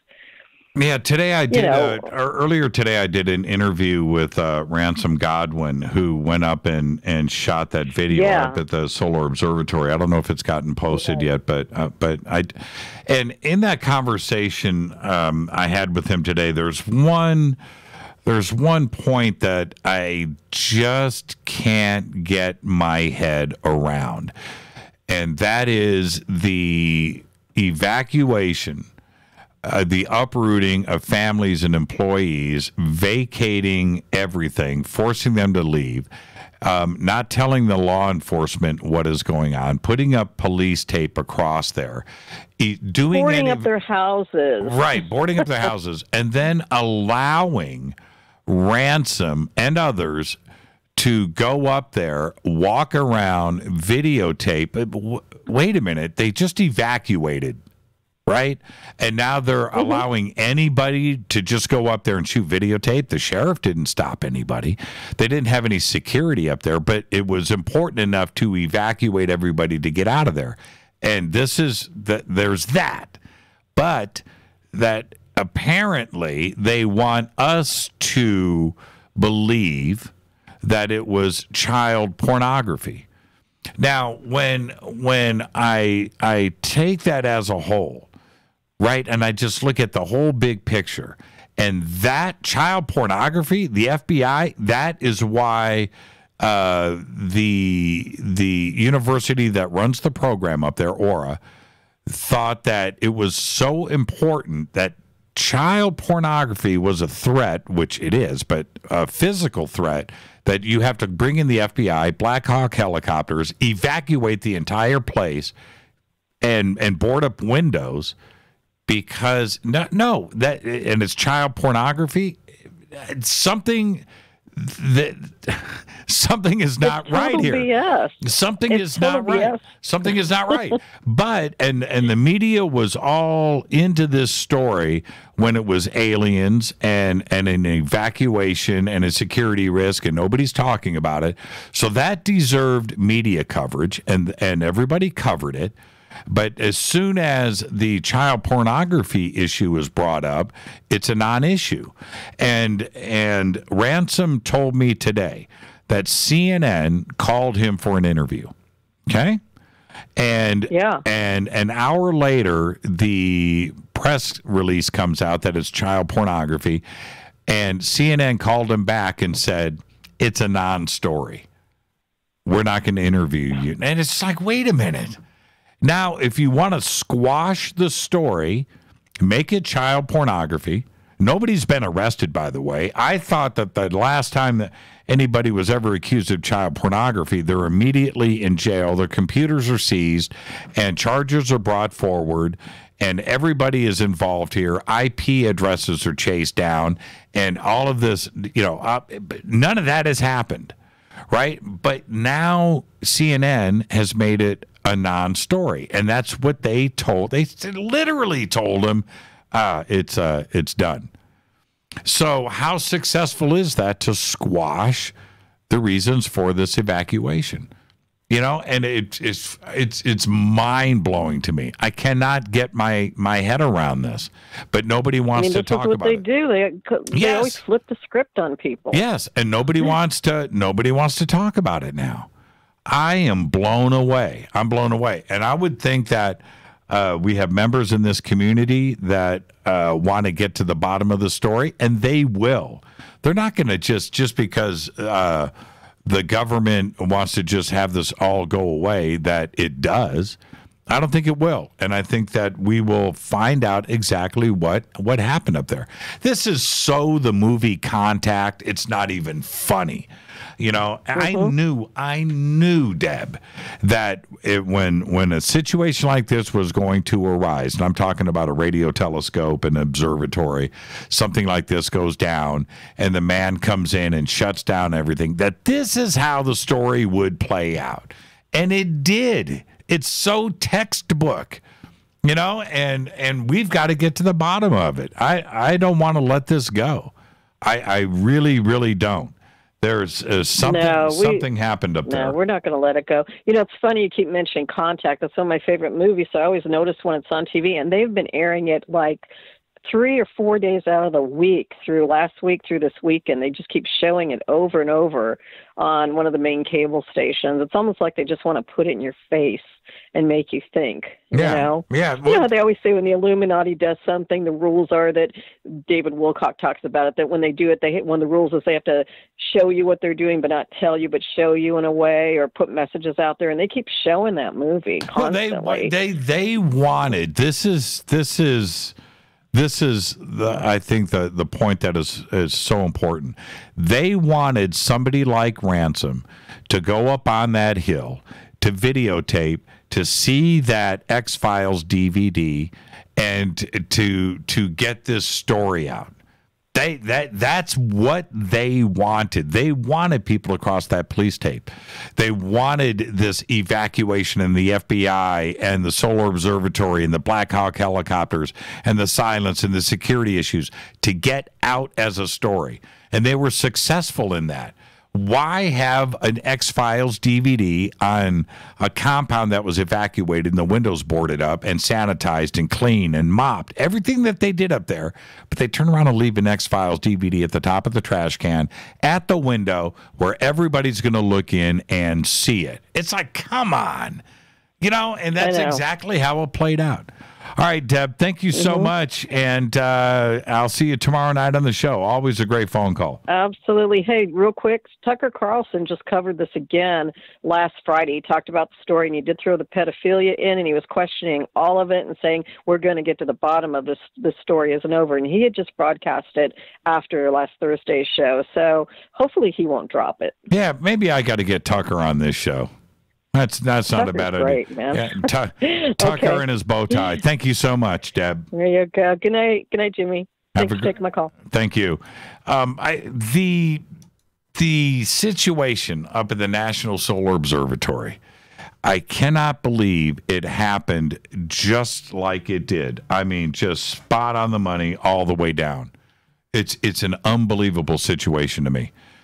You know, evacuating the compound, boarding up windows, putting up police tape, and then not having security there. The sheriff doesn't stop Ransom or anybody else. He turns around in his car. He allows videotape to go up there, and everything played out like it did. And Ransom walks up with his son, looks in the window, and there's an X-Files DVD in the top of the trash can. Now, they wanted that part of the story to get out. It's exactly what they wanted to have happen. And in the end, after everything goes down, they want to say it was child pornography and the Wi-Fi network. No, I'm not buying it. And we've got to this community of ours has got to stay a part of this story. We have to. That's just the way that it is. I've got to thank Mitch Horowitz. What an amazing conversation tonight. It is MitchHorowitz.com, and he's going to be out here in Los Angeles at the end of October. So go over to his Twitter feed. I'll get everything out over the next few days, too, as well, where he is going to be speaking, and we're going to be there. So come and hang out with all of us. Tomorrow night, John Greenwald, right here, the Black Vault. We've got the only Freedom of Information Act document to be released on ATIP. We're going to discuss that tomorrow night. All of his documents that just revealed that he found on the Japan Airlines UFO incident up in Alaska. All of that tomorrow night right here on Fade to Black. Fade to Black's executive producer is Rita Camarion. Show is produced by Hilton J. Palm, Renee, Dennis, and Bob. Announcers are Steve Harder, Gene Vitoa, Mark D. Kovar. Webmaster Drew the Geek. Music Doug Aldridge. Intro Spaceboy, spaceboymusic.com. Fade to Black is produced by KJCR for the Game Changer Network, and syndication is KGRA The Planet. This broadcast owned and copyrighted 2018 by Fade to Black and the Game Changer Network. It cannot be rebroadcast, downloaded, copied, or used anywhere in the known universe without written permission from Fade to Black or the Game Changer Network. I'm your host, Jimmy Church. Follow me on Twitter at JChurchRadio. I'll see everybody tomorrow night right here on Fade to Black. Until then, everybody be safe. Go back, Lee Tappy.